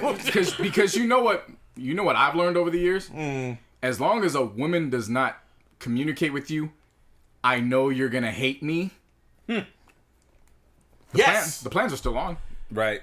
You just might not hear from her all day, but the plans are still on. Yep. She texts you good morning and she thinks about you every day, you're still in the game. The point was she was communicating with him throughout the day. She just got quiet for 3 or 4 hours. And you know what? And she said, I have a crazy day. And he should have went off and said, this is a huge pop all star. the while, he was at the Ray Shremmerd video. That's what I'm saying. Yes. He had a perfect opportunity to just get lost within the video set himself. Be distracted, pretty much. Yeah. But he was finding ways to not be in the moment. So in the midst of it, he lost out in being in the moment. I hope she don't come back. Don't bring her back. No, they did not deserve a second chance. No, she need to come over here with the Illogical Sense podcast. How about that? Give us chances. Yeah. Do a whole dating game. Yeah, no. Fuck Dave. Bachelor number 1. Bachelor number 1. I'll show my feet. I ain't racist though. Yeah. That episode pissed me off. like, but that's the real on, and that's the funny thing about it is that is the real on those dating apps. It causes a lot of unwarranted and unnecessary stress. I was gonna say that. Mm-hmm. Like people just literally be in the apps. Like I recently got back into the apps a couple months ago. I haven't been in like that, like checking my phone day and night, like all day, type like that. But I can only imagine what it would have been like a few years ago if I jumped in with a lot of free time and then constantly checking the phone. Like now I don't have that I don't have that kind of free time anymore. So I send a message and like you respond, cool. If you don't, it's not a big deal. Right. Like, it is what it is. But I can only imagine having that kind of free time before. And all of a sudden, like now you're looking, it's 2 hours later. Like I just messaged, bitch, like what's going on? You know what I'm saying? Like I can understand how that gets to you. that could. Because your mind is circling. Then you see her on Instagram. You see the green light on. And you're going like, well, I'm not... And then you see that she watched your story.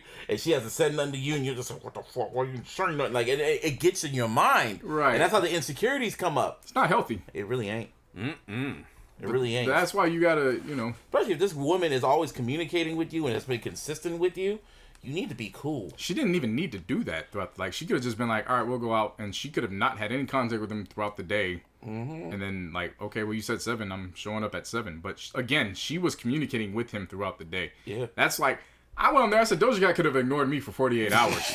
Yeah. As long as she did not hit me and say, hey, I have to cancel the plans. All right, fine.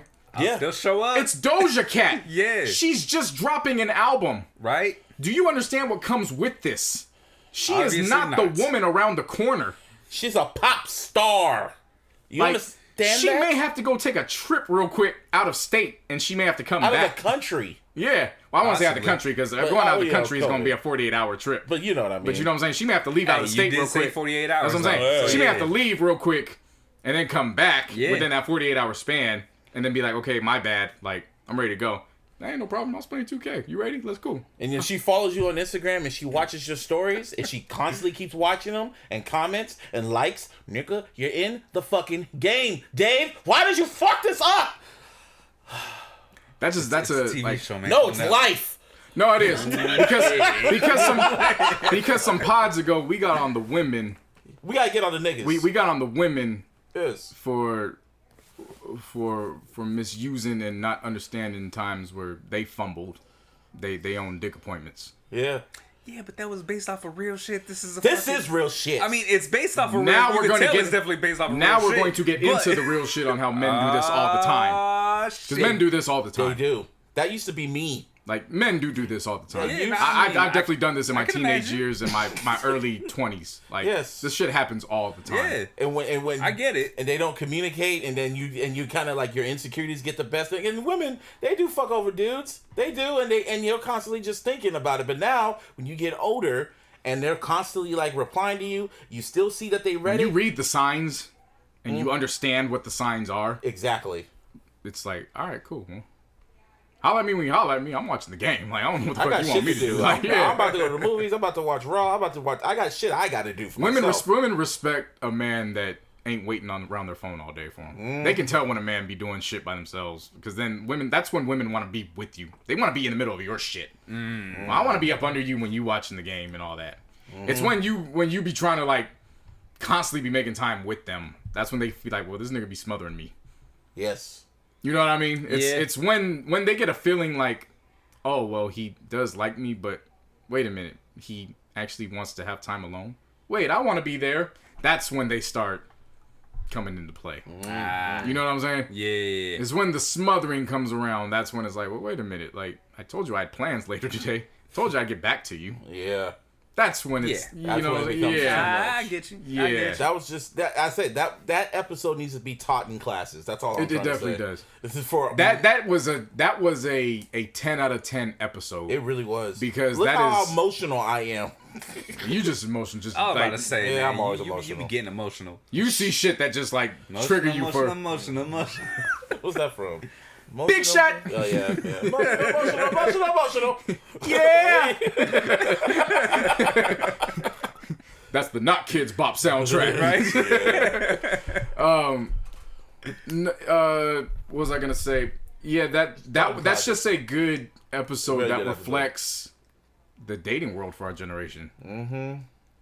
Like, really, when you think about it. Yeah. Especially when you see all the when you saw her notifications just constantly popping up. Text message from her manager, Instagram, Drake followed you. Oh, you got a DM from this She had person. a message from Guap Dad. Yeah, I saw that. Oh shit, for real? Guap Dad sent her a message on shit. I was like, oh, look at Guap Dad up in But that it just motherfucker. showed, and Yeah. she's just literally just ignoring it all. Not To saying, talk to Dave. Yeah. And he does not understand that, Dave, you are the one that is fucking up your own bag. We're not even talking about Doja Cat. You're the one that's like laying lazy on your album, not making moves throughout this whole season. that shit, Yeah, yeah. that's what he's Like, doing. you're the Full one season. that's, fronting. She's the one that's actually maneuvering Like, she 25-8. She's really doing it. Yeah. Yeah. Like, this is what it looks like to be on the grind busy. Right. And she wasn't even busy like that. Like when she was like went on her IG live and she was just like walking around, not really doing shit, and her phone was just going off, and she just didn't look like she wanted to. Man, fuck this nigga. Anyway, power. And I've been waiting, baby. 3 Raising Kanan. Raising Kanan got all the ingredients to be special. It really does. That pilot episode was just perfection. Everything from the song that's getting played to the graphics. Oh yeah, the Power Universe, like the little Marvel Studios shit, like the little cold What the opening. hell? They did that shit? They got a cold opener now. Yeah, it said the Wow. Power Universe with the little remix of Get Rich Town played. I was like, Yeah. oh, this is what we in now. This is the MCU PCU. universe, the PCU. PCU, Yeah. the Power, Power Cinematic Universe, Yeah. or We television. coined that shit Yep. Yes, Yeah, you it's did. cinematic. many episodes ago. And yeah, Yes, he that's did. exactly what Courtney Kemp wants to base it off, the MCU. Yeah. Tell you, nigga, I speak power. I spoke that shit in love. Look what happened. See, Book 3. they put that shit right in. What, the PCU? Yeah. The little code Yeah. opening? Yeah. They need a better graphic, though, for the PCU. It should literally say the PCU. The Power Cinematic Universe. Or they call it the Power Universe. That's what they call it. Yeah. But anyway. PU. That shit stink. You make that shit stank, stink. Anyway, Raising Kanan, it's pretty much Kanan's origin story in an episode. I call it Good Rich or Die Trying, the Wonder Years version, because that's what it is. JC never seen the Wonder Years, but that's pretty much what it is. It's the Wonder Years of the Get Rich or Die Trying. I won't call it that, not only because I didn't see it, but Get Rich or Die Trying was horribly acted, and it made no fucking Well, sense. I'm just and saying- the fucking plot line was just Okay, god-awful. no. I'm talking about this is like 50s. It's like No, 50s I origin get it. story. I get it. Yeah. The plot line was just god awful, and the acting was horrible. This one was. I know how this story ends, and I'm 50 fully, tells you how the I'm story fully ends. enthralled in this Yeah. because of the You big. said it's based off of 50's character, right? Yeah. Well, the character Kanan, like I already yeah. know how his story ends, Right. but Because I'm he's fully dead. Yes. invested in this. Oh, I know where you're going. Yeah. So you watch this shit, Hell yeah, I but watch you this. won't watch the Black Widow. Nah, because I'm not paying $30 for that. All right, man. 50 not charging me $30 for that shit. But you're paying that Star About like subscription, in though. 3 The same way I paid months. the Disney subscription. Oh, I knew where In you're 3 going. months, sir. No, Yeah. When You sexist. Damn. At least 50 got shot. Black Widow get dropped. Splat. Yeah. Like James. Sheesh. Splat. Anyway. That's rough. Raising Kanan. I'm fully invested because there's so many different directions they can go. Mm-hmm. There's a lot of good possibilities for character development. The one actor that stole the show, and because it's Power, he can go at any moment, and I hope he doesn't go. I hope he at least stays for 2 seasons. Joey Badass stole the show. Yes. In his role. My God Almighty! He's Salute a star to Joey Badass. He is a star. Yeah, I've heard he's a really good actor. He is. Bro, it's not even about it. He got taller. stole the entire episode, and he was only in for like 3 or scenes. 4 scenes. Mm-hmm. Oh no shit! He stole it. He was like, what was his character again? Like, he takes over for somebody's he's somebody's younger brother. Yeah. And he takes over as the new Kingpin because his brother's in for life. He got taller too, Joey Badass. He always looks short to me. He was a teenager when he came out. Yeah, I know, that's what I mean. And I keep forgetting that he's like a grown-ass man He's now. like 26 or 27 Because I've listened to him Fucking since... Giannis grew like 5 inches. So, I know. you know what I Giannis mean? is 26 now, I yeah. know. Yeah. And niggas the same age. Joey Badass came a long way since 1999. So it's just like, Yeah. wow, to see what he is now, the Oscar, like in an Oscar-winning movie now and shit. Now he's on pretty much a critically acclaimed show, because they're saying Courtney Kemp, she just produces it, but she doesn't write it. They have like a director and shit like that. But I'm like, oh, okay. Yeah, no, he is incredible. And again, power is power, so anybody could go at any moment. Mm-hmm. I just hope that he at least gets 2 seasons, because he can pull a lot. I could see Jukebox getting her first kill on his character. And that's what pulls her. Yeah. And that's what gives her the credibility, not Kanan, because Kanan's already done his first kill, which actually I thought 50's narration was gonna get in the way going into it. Mm-hmm. But in actuality, it's actually done more good than harm, because it's actually propelled storylines that didn't, I'm not gonna say didn't need to be there, but it pushed that way we didn't have to waste time with scenes. Like when he was first talking about the boyfriend, when he said, oh, will he be dead in a year? Mm-hmm. So we didn't have to waste time with a scene with him knowing that he wasn't going to be there. Yeah. Like, we could just skip 6 years to when he went from 9 to 15. Mm-hmm. Like, we didn't have to waste time knowing what that. So I felt that was a good progression. And also him explaining who his family was through the narration. His mom runs the organization, but he's got his older uncle, was it Melvin? Melvin, or starts with an M, but that's Jukebox's dad. Yeah. And then his uncle Lulu, who's his mom's younger brother. Mm-hmm. He basically is the muscle. Yeah. Of the family. So that dynamic of seeing the mom run the operation with the brothers around her, and there's a scene that involves. Let's just say PETA wouldn't be very happy with how that scene goes. Oh yeah. And I just thought that shit was like, episode fucking 1, huh? That's where we're going. They had to set the tone. Because it's going to get brutal from here. If that's how they're going episode 1, it's going to get brutal from here. It looks a lot more grittier, too. That's what I'm saying. It has all the ingredients to be... I'm not saying that they can't go away from what Power ended up becoming, like, off the wall type deal. Like, they could very well go off the wall with... Okay, we're just gonna pull a machine gun out in the hood apartment complex, and nobody's gonna hear it for 30 minutes type shit. Mm-hmm. But the way it was just presented, where it was like, this just feels different. It does, and also what feels different is like you see like young Kanan, like you see how like innocent quote unquote he is, and how he's talking and shit, and then you hear 50's voice, and you hear how menacing it is, and it's kind of like, okay, how did this little kind of innocent kid, that this one like a good kid, end up in the Mad City, if that makes any sense. Yeah. Like, how did he become a part of the Mad City? Because he is a good kid, but then he becomes the Mad City. And it's like, and you hear 50's voice, and it's like a really menacing voice, because you know 50's voice is very menacing and shit like that. That's how it sounds when he's talking. Another thing I took away from it immediately was, that's how he connected with Tariq. Mm-hmm. There was a lot of characteristics from Tariq that you see in Kanan when he was a teenager. Yeah, it wasn't just Kanan was evil. I mean, Kanan was very intelligent from jump as a teenager. Yeah. So like as you're watching this and you're like, That's Tariq. there's a lot of there's a lot of parallels between him and Tariq that I'm watching right now. Like there's a reason why he pulled to this kid and couldn't find himself to kill this kid when he had so many opportunities to do it. Because he saw himself in him. Yeah, and whereas he didn't see himself in his own son. I think pretty He saw himself in Jamie's son, whereas Jamie saw himself in Kanan's son. Yeah. Like that parallel, that is some wild shit. I think pretty soon 50's gonna pop up, like, you know how he's a narrator? He's just gonna pop up in the scene. Like, people he doesn't interact with nobody. He just popping up, breaking the fourth wall. You know what I'm talking about? Potentially. Yeah, I can see him because, 50, he can't help himself. You know he gonna pop up. Like, he gonna pop up. Yeah, I can see him doing that. Yeah, I can see him. And also, if y'all expecting Ghost and Tommy and Angie and Tasha to show up, no, they ain't gonna show up. Those characters are gonna show up because they're kids. Yeah, they were all like fucking. There's like a 8 to 10 year gap between them. Yeah, and what's her name? Courtney Kipp said, "Don't expect it. Like, don't even try it. If any chance of seeing them, you're gonna probably see them in the last season." But that's the thing. Like, people don't pay attention. Yeah. Because they explained that from jump. Mm-hmm. They like literally explained that in the first season. Mm-hmm. They were like, Kanan raised us. He was not their peer. Yeah.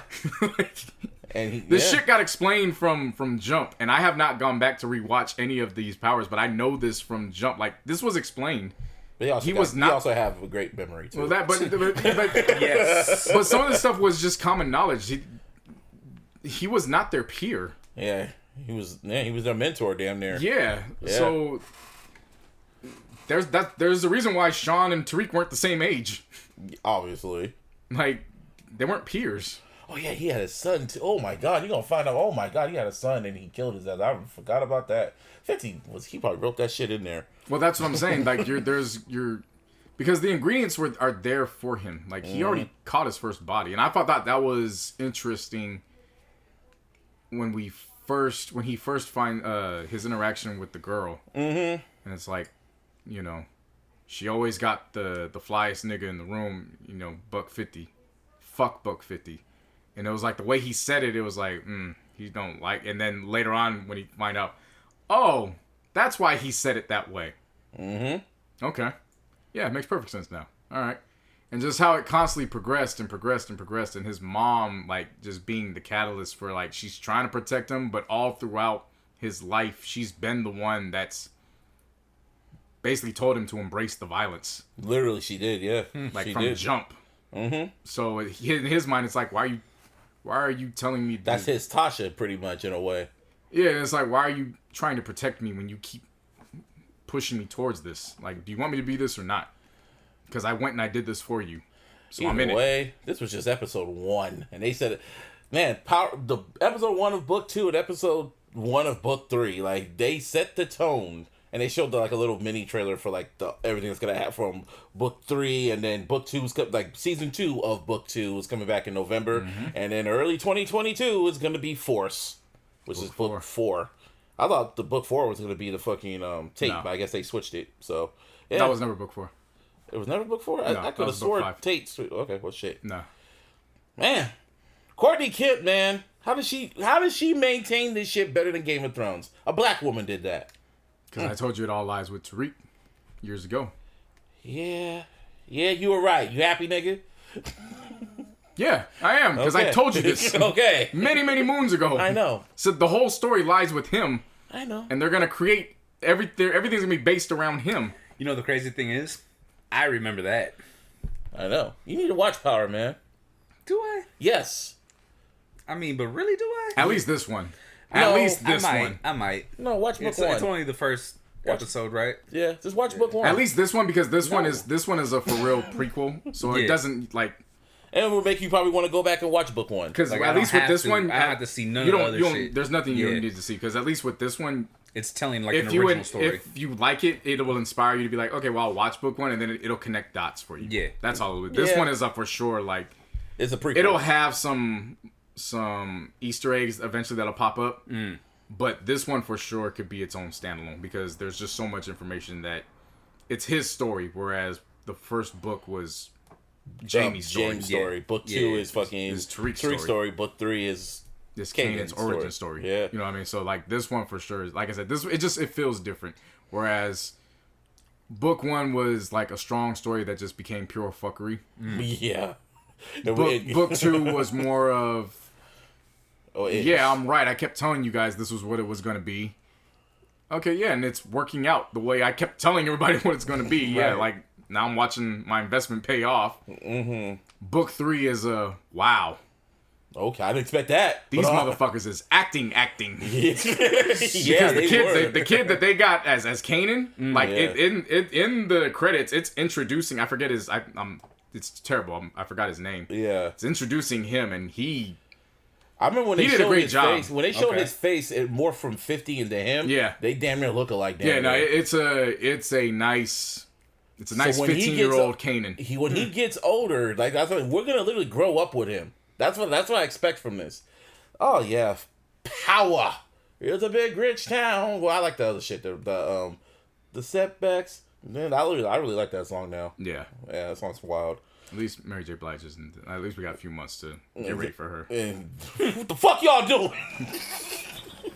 Didn't I tell you motherfuckers to go take that shit in? I tell you niggas, take the garbage out. And just mean mug y'all. Yeah. Every scene, she is mean mugging somebody. Y'all niggas getting on my nerves right now. Now go! She doesn't say it like that. It's great acting. Yeah, you just gotta Of course, you deserve those NAACP awards. Yeah, Mary she J. did Blige. win that, didn't she? Of course, you deserve those. Method Man, that makes Method Man's acting look like fucking Oscar worthy. Like shit. Not like he's a bad actor, but it's just like compared to that. I was just gonna say, wait a minute, like, Method Man does deserve Oscars. He does. But I'm just saying, if you look at Mary J. Blige's acting, it's just like maybe she'll get better. Season 2, she'll probably get better. I hope she stays bad. That's what makes it entertaining. She stays bad, but Omar Epps is in this one too. Oh yeah. Oh, that's what's up. Yeah, and you can tell he's getting there. Well, no, I was saying you could tell his character is gonna be that. It's gonna be some shit. Like he plays the middle as a detective. Huh. Okay. Yeah. Like that's what I'm saying, fam. They got some ingredients in this motherfucker that's just like they got a lot of crack in here. Like I am in no way, shape, or fashion gonna call this anywhere close to The Wire. Right. Because that's not what I'm saying at all. But in terms of comparison to all three in this power, this one would be the closest one in terms of like how these actors are acting. Oh, okay. Like this is one of those ones where like you tune in, like this isn't something to like, well, I'm gonna laugh at the acting as of now. No. What they presented in this first episode, this isn't Set one the like tone. to laugh at fuckery or whatever. This is one of those ones where it's like, oh, 50 gonna say you gonna make my character look y'all cool. got some shit here, and I like this. Okay. Yeah, it's a big rich town. Yeah, I'll give it a shot. And again, I'll give it a shot. Again, that's not to say that they can't go in that direction eventually. I'm gonna say this: they could. And very if it well. does, I'm gonna be like, fuck y'all. Right. Book 1 and 2 is a big rich town. Book 3 is the poorest parts. Yeah, most definitely is. Okay. Yeah. Now, I guess we could stay on the trajectory of 50. His protege, rest in peace, Pop Smoke, dropped another album. Surprise! His second posthumous, but it's the That's first. how you say it, posthumous? Posthumous. Posthumous. I want to say but posthumous. it's the first posthumous that you can really say like it's the actual posthumous album. Yeah. Faith. Gotta have faith. No, like, calm down. I don't think that's how they're presenting that on this one. Can you imagine that's how it opened? That's how it opened. I prefer the Limp Bizkit version. Yeah, faith. That shit was hard. Yeah, he wasn't rapping either. I know y'all be up this shit. Okay. Anyway. And that's enough of that. Yeah. On that shit. Faith. Pop Smoke's second posthumous album. His sophomore posthumous album. I never thought I'd say that shit. Serious. Well, it's a sophomore. Well, I mean, it's happened. What, the first one? No, I'm saying, like, for example, Pac had how many posthumous albums? Like, you know what I mean? Yeah. Anyway, yeah, Faith. Compared to the first one, this one was good. For whatever reason, I was kind of skeptical because when I heard 50 wasn't involved, I was kind of like, Yeah, I remember those conversations. Yeah, I know. I was very, but I knew Stephen Victor was still there, so I was like, okay, Stephen Victor is still a part of it. I have a little faith. No pun intended. And honestly, when I was going all the way through, I fucked with it. As soon as it got on, what's it called? The Television that featured Kanye, kind of. Sort of. And Pusha T, and how the song sounded, I was like, okay, I fucks with this. Like, I really fucks with this shit. And then Manslaughter with Rick Ross and The Dream, I really fucks with that one. And, like, the album just goes really smoothly. The record with 21 Savage is pretty fucking fire. And the one with, I know you didn't like that record, the one with, what's her name? Dua Lipa? Dua Lipa. I really fucked with that one. I like that one. And the Woo Baby with Chris Brown. Oh, I like that shit. That one was fire. And you didn't like the other one with 8 Ball with Kid Cudi. I fucked with that one. I really fucked with that. For whatever reason, I really enjoyed it. I really enjoyed it. I didn't say I enjoyed it more than the last one. Because that one was just like a lightning in the bottle type of shit. But Faith, it was solid. To me, it was solid. Now you, JC, no, that's. There was definitely some good tracks on here. This one just felt posthumous to my ears. Like, you can tell these are just leftovers that are in the vault. I don't want to say leftovers. You could just tell it was posthumous. Like, they were incomplete. Yeah. They were completed. Because the other one, because I remember the deluxe, when they released the deluxe on the last one, I was like, y'all should have kept these for this particular album, in my opinion. Yeah, the songs weren't bad. Mm-hmm. I just got through it twice, and I was just like, okay. And then I just never revisited. Top Shotter was a good record. The project. I did like About a Million with 21 Savage and 42 Doug. That was a good track. Mm-hmm. I wasn't the biggest fan of Top Shotter. Really? I don't know what it was about it. I wasn't even really the biggest fan of Television. I thought it was cool. Mm-hmm. It was a good track, but it just, I don't know, that... I didn't like Push's opening line. Tyler got album of the year for now. Like, it was just like... yeah, like, I don't know. It was just... For now. I don't know. Why are we doing this on a Pop Smoke album? He did it last time. Wait, what? What did he do last time? Do you mean the album of the year shit? Or the dissing? Just how he opened with that line. It was just like... you could have saved that for somebody else's song. Like, it just didn't vibe with me on this one. Like, I don't know why it didn't. Yeah. Like, just I don't want to. It wasn't distasteful. So I'm not gonna go there and say that. Right. Mm-hmm. Just for what it was, I was just like, because it took me out from the rest of his verse. His rest of the verse was dope, but just that opening line, I was just like, why is that here? Yeah. Like, why are we doing that on a Pop Smoke album? Yeah. And Drake fans got in their feelings when he said, what did he say about the crown being on the clown? I don't care about that. The crown is for the kings, and they're trying to place it on the clown. And Drake fans got triggered, you know. And I laughed because I knew that was going to trigger him. And I was like, he's probably not even talking about him. You thought he was talking about him. Yeah, when I heard that shit, it sounded like he was talking, to me anyways, it sounded like he was talking about Tekashi. Yeah, you know what I mean? Because they call him like King of New York and shit like that. Yeah. Like, okay, that's good. I could see that. Okay. That makes sense to me. Yeah. You know what I mean? It could have been anybody. Yeah. So that was. I don't know. That opening line, it was just like, for now. All right. Like, I like how he says. And the delivery, like, yeah, I didn't like his delivery with it either. I don't know. I did like seeing the platinum in the clouds. I liked the follow up. It was just that the opening line was just, why here? For now. Yeah. Nah, for sure. Beat the Speaker was just... You didn't like that one? Nah. Oh, wow. Beat Speak. The collaboration with Takeoff was cool. I wish it was a little... Oh, Mr. Jones. I fucked with Mr. Jones, too. The one that was alright. I don't know. The first time I heard Spoiled with Pharrell, it was cool. And the next time I heard it, I was like, I could do without this. It's alright. I agree with you on that one. I would have liked to have heard Quavo earlier in the track list. By that point, it's like, again, there's nothing wrong necessarily with the tracks. It's just, I don't know. Just to my ears, it just felt like a posthumous album. So it was just, once it was done, it was like, okay. Like, I made sure to spin it so that way it got the credits. That way his family could eat. I'll just say, they got the, you know what I'm saying? They got the percentage. I'll say this though. After listening to this shit, I was like, after I heard that Dua Lipa record, I'm like, this dude would have been an international pop star. I don't say a pop star. He would have been a star. Like he would have been superstar. Like he would have been one of the new sure. three-headed monsters. Damn near. Could be. Potentially. Potentially. That's what I meant. Could have been. It was like he would have had his lane, and that's what I was saying. Sure. That's what I was saying with when he was alive. What I heard. Because this shit's still on the charts. The last album is still on the charts. That's wild. Like a year later, it's still there in the top 20 or the top 10. It's still there. People are still listening to that album. Yeah. That's wild to me. I'm like, wow. It is like Get Rich or Die Trying status. Yeah. Well, I mean, it did have a lot of elements of Get Rich or Die Trying. Right. Like a lot. And I mean, the guy that created Get Rich or Die Trying exactly was executive producing it, yeah. For sure. But like my take on it though, man, like you guys said, there were a lot of really good songs and shit. Manslaughter, dope. About a Million, dope. I like that song Brush 'Em with Ross Swish. I never heard a dude. Yeah. But the way they were like bouncing off each other, you could tell they made it while he was alive. Right. Like it was that song was dope as fuck to me. Beat the Speaker, I like that shit. Woo Baby, I love that shit. Yeah, the one with Chris Brown. Yeah, I love that fucking song. Like you know, we kind of alluded to when you were talking about your take on it, Busby.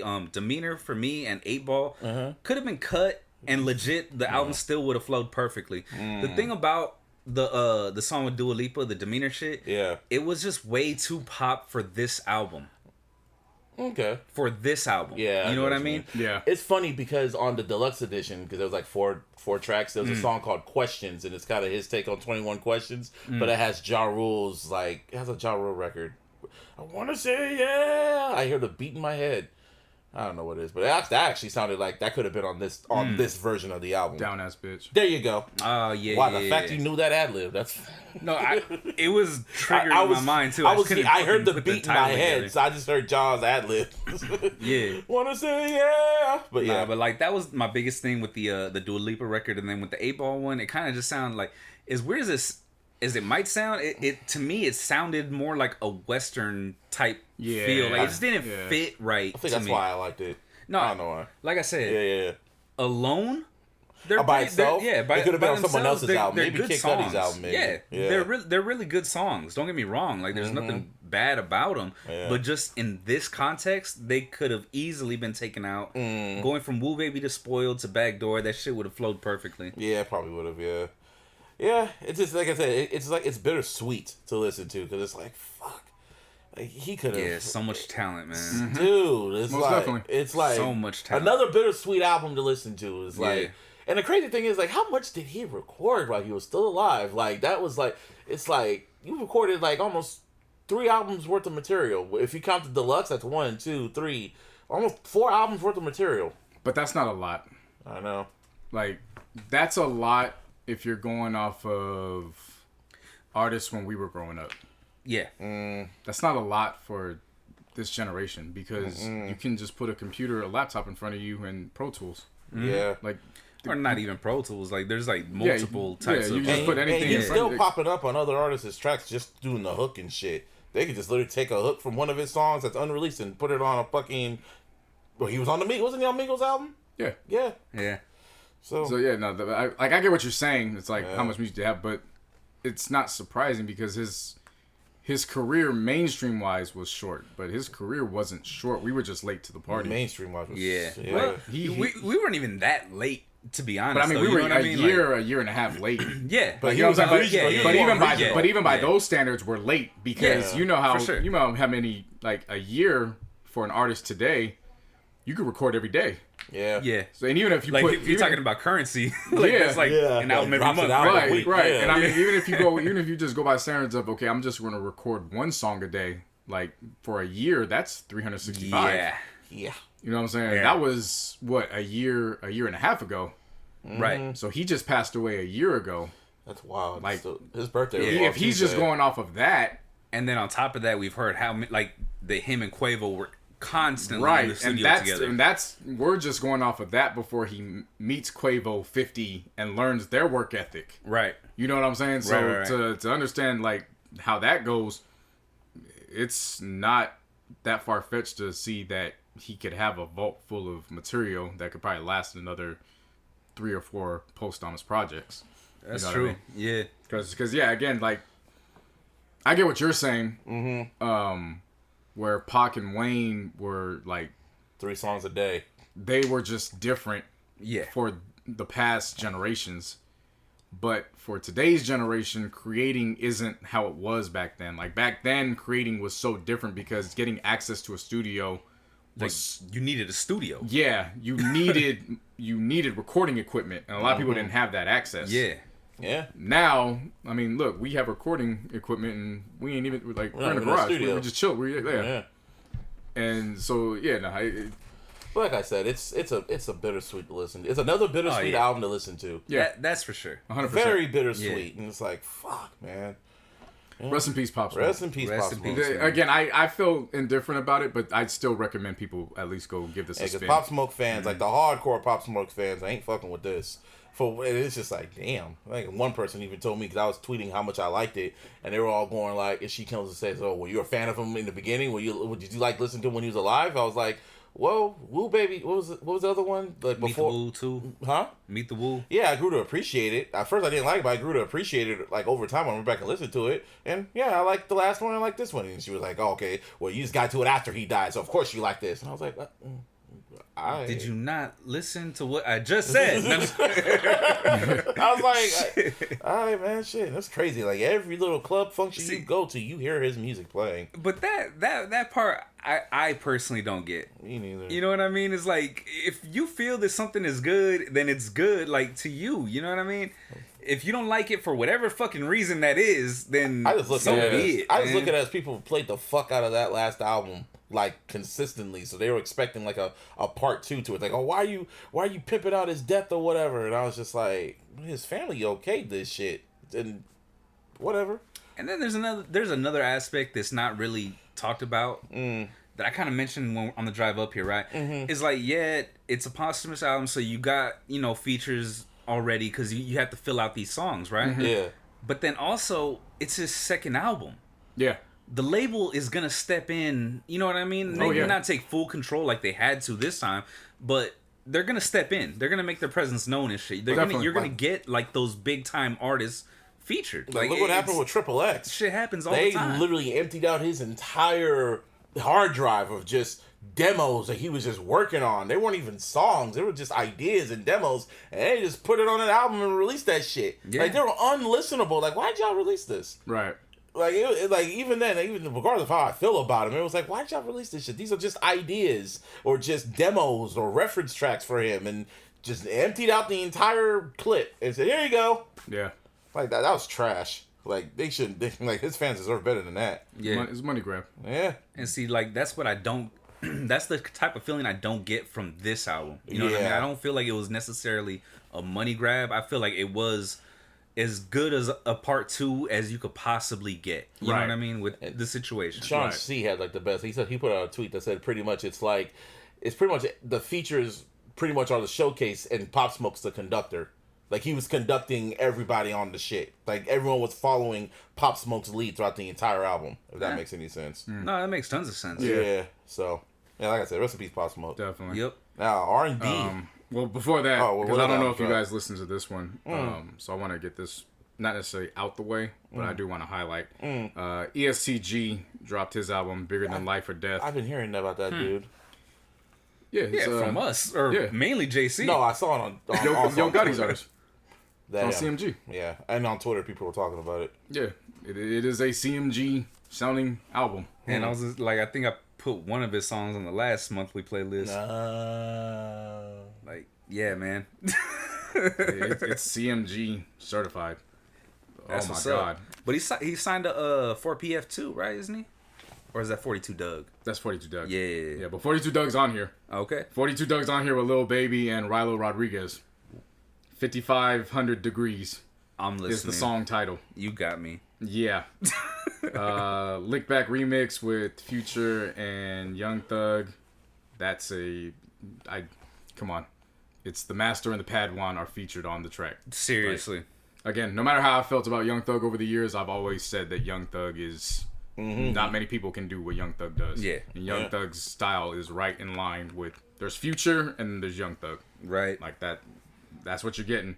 Yo Gotti's on here a couple times, and Yo Gotti makes his presence known that I run CMG, and this is my protege. This is my guy. Pooh Shiesty's on here. Makes sense. I love the collaboration between CMG and 1017. Oh yeah. Like I love their collaborations. Overall, I look, man. I love Culture 3. I mean, we know. I came out here and I said Gucci Mane coming down with Ice Daddy as the follow up. Like I was in line. Right. This fully complements the aesthetic of Colgate. This is right there. This continues on with that. The legend continues. The saga continues. Yeah. EST Gee, Bigger Than Life or Death. So I definitely recommend people going to listen to that one. And that one is downloaded. And now we get to R&B. Now this. 6 Tape 2 with Blxst and Bino. How do you say his last name? I think it's Rideaux. Bino Rideaux. Let's call him Bino. Hey! No, don't disrespect Bino. Come on, man. You say Come you on, think. man. Nah, You think. Because Bino had that project with Nip. Yeah. Bino's not new to this. Bino been around. You gotta give him his respect, bro. Put some respect on his name. I blasted this project. Yeah. Let's call him Bino. I blasted this project, no pun intended, the same way I knocked Vince Staples' project. Pretty much the entire time last week. Yeah.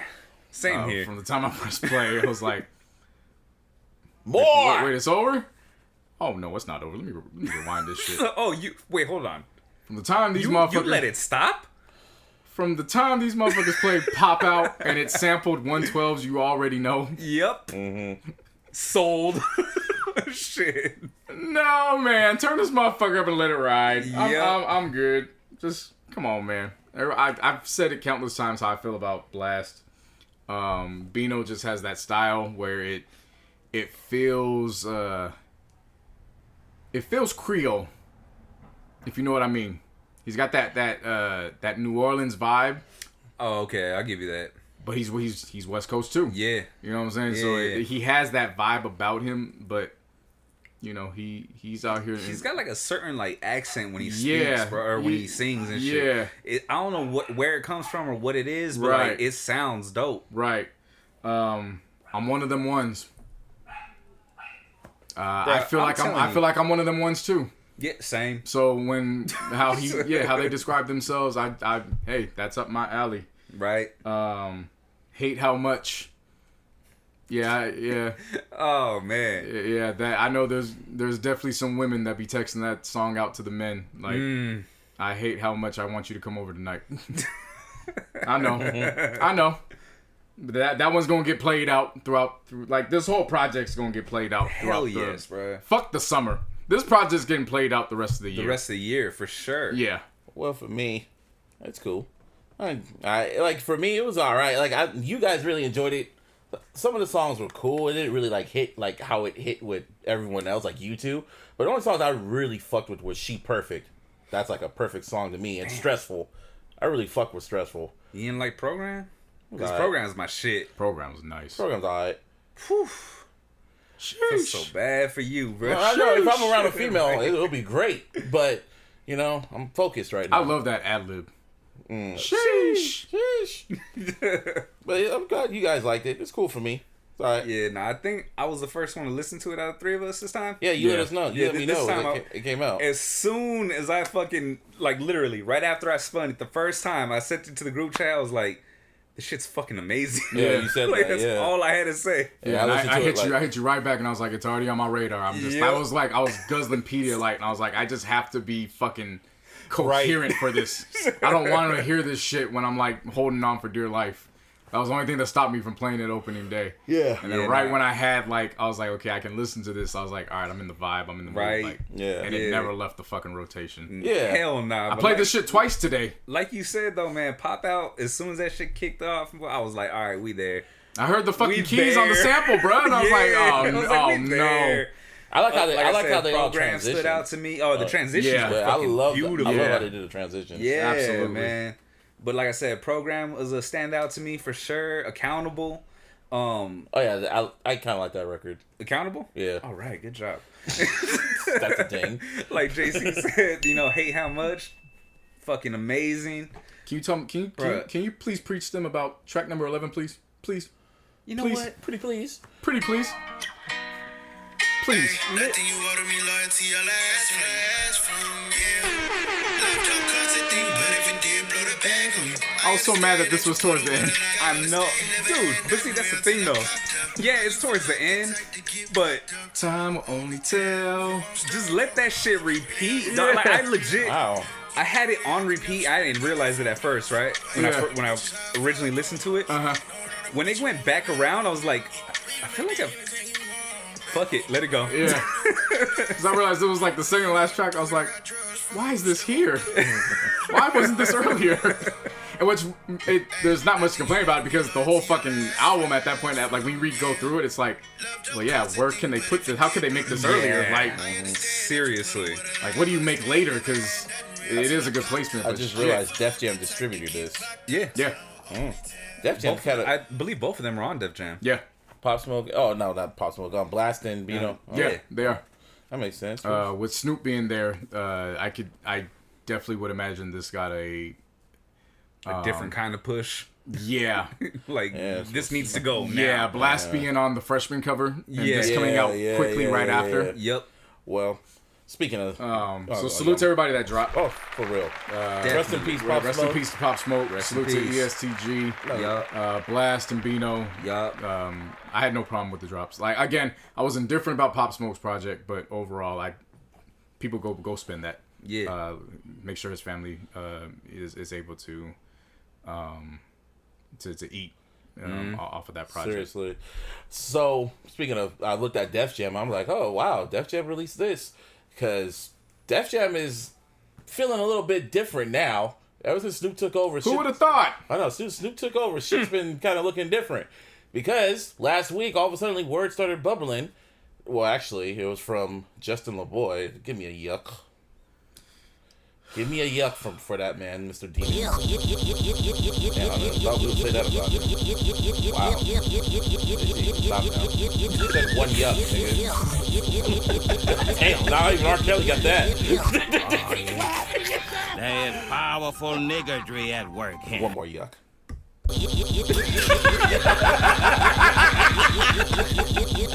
Somebody has to do it, man. And before you get into it, I know. Just and I'm gonna keep going because somebody has to fucking say it. say it. He has taken Derek Jackson's soapbox and he's just fucking ran with it. Yeah. When did you realize this? When did you realize? Because I had to unfollow him at one. Like when I saw all the shit, I started seeing the pattern a lot more. Because he was funny at first, but then when I kept looking at it and I was seeing just how When the everything was motherfucker going. came out and said Drake rented out the stadium and you niggas won't even unfollow them bitches for her, and it was like, I thought it was way before that, but I saw it coming. no, I no, saw it was no, no. coming. It's been disgusting the for one, dude, it's been disgusting for a while. Yeah, That was the one where it was like That broke the camel's you're back for you? comparing the common man to something that only the 0.1% of the 1% can do.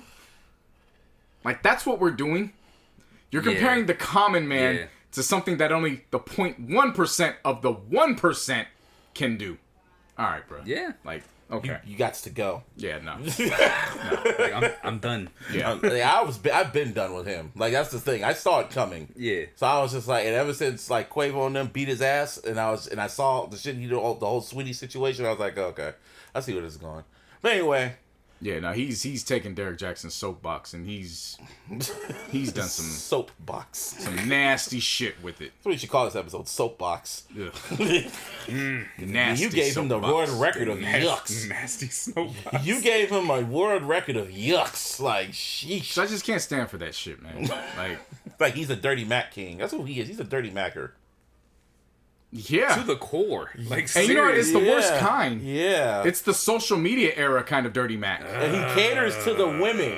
That's what makes it. That's why it's so bad. It's And Because the it's like a bulk dirty And Mac. honestly, Like, and honestly- because it's the likes. Yeah. and 'cause It's not you even. see- It's not even dirty. It's not even the dirty Mac where it's like, hey, I'm just gonna invade on you in Yeah. front of her. Right. Yeah. No, it's the kind where it's open. 88,000 women like this Yeah. shit. And you see the woman like you're interested in. If you see that she likes some of the shit he be saying, you'd be like, oh, I gotta watch you now.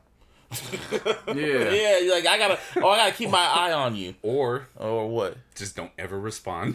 Yeah. Cause she's Just move on. And when she comments move on. putting the crying laughing emojis or the laughing my ass off shit, you'd be like, oh, so you like this? Okay. Yeah. Just move. I'm telling you, man. When I move, you move. Just like that. So, yeah, I don't know how we got on that. Like that was a trigger for JC. Def Jam. Def Jam, yeah. So there was bubblings going around that Kanye West got something coming. So at first we were just like, yeah, okay. And then all of a sudden, like more words started getting around that he has an album coming and shit like that. And then Justin LeBoy all of a sudden comes out and says, yeah, Kanye just played me his album, just played me and KD his album, and it's fucking fire. What kind of shit is that? I was like, yeah, okay. And at first I was like, yeah, it's dropping this Friday. And I was like, you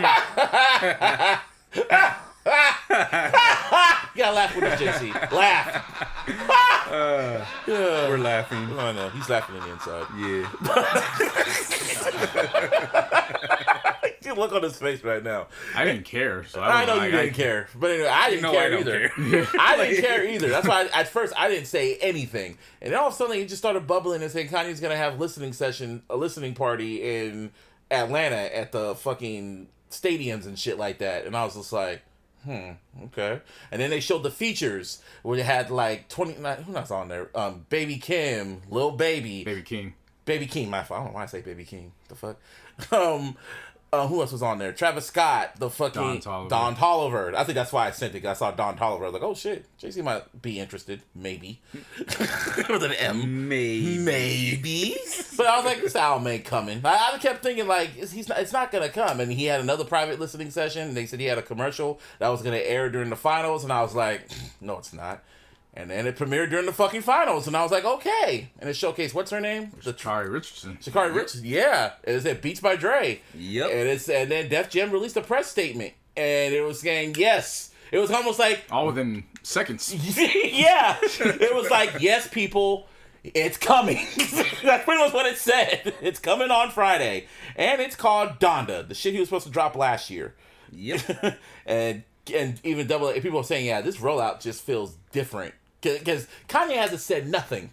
He's just been walking around with a big ass ski mask over his face, covering his whole body. And I'm glad. Yeah, he's not saying. He hasn't said nothing. He hasn't said nothing. He hasn't been on Twitter. He's been back on social media just to post pictures, and that's it. He hasn't said nothing. Who's ever controlling his social media, thank you. Who's ever controlling him? Oh no, thank you. And I'm getting to that. That musical piece that was on that commercial.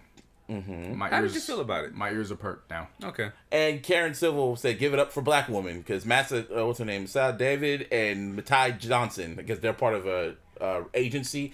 I guess they're the ones that are controlling how this album is coming out. So salute for Black women that are controlling Kanye, and made him take his meds. Funny. I know, made him take his meds and took away his social media passwords. Black women fix everything. Yep. Damn right, because this is just the way everything is just rolling out. Just feels just different from the last few albums that Kanye's been rolling out. Yeah, it's not 5 million tweets. He's shutting the fuck up. I hope it's more than 7 songs though.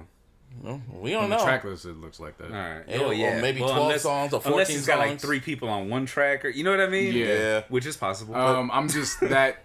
What I heard on that commercial was. It got you. I'm not gonna say it's different. It's just okay. Yeah, that's how I feel. It's intriguing. You know what I'm saying? People that said they heard the album.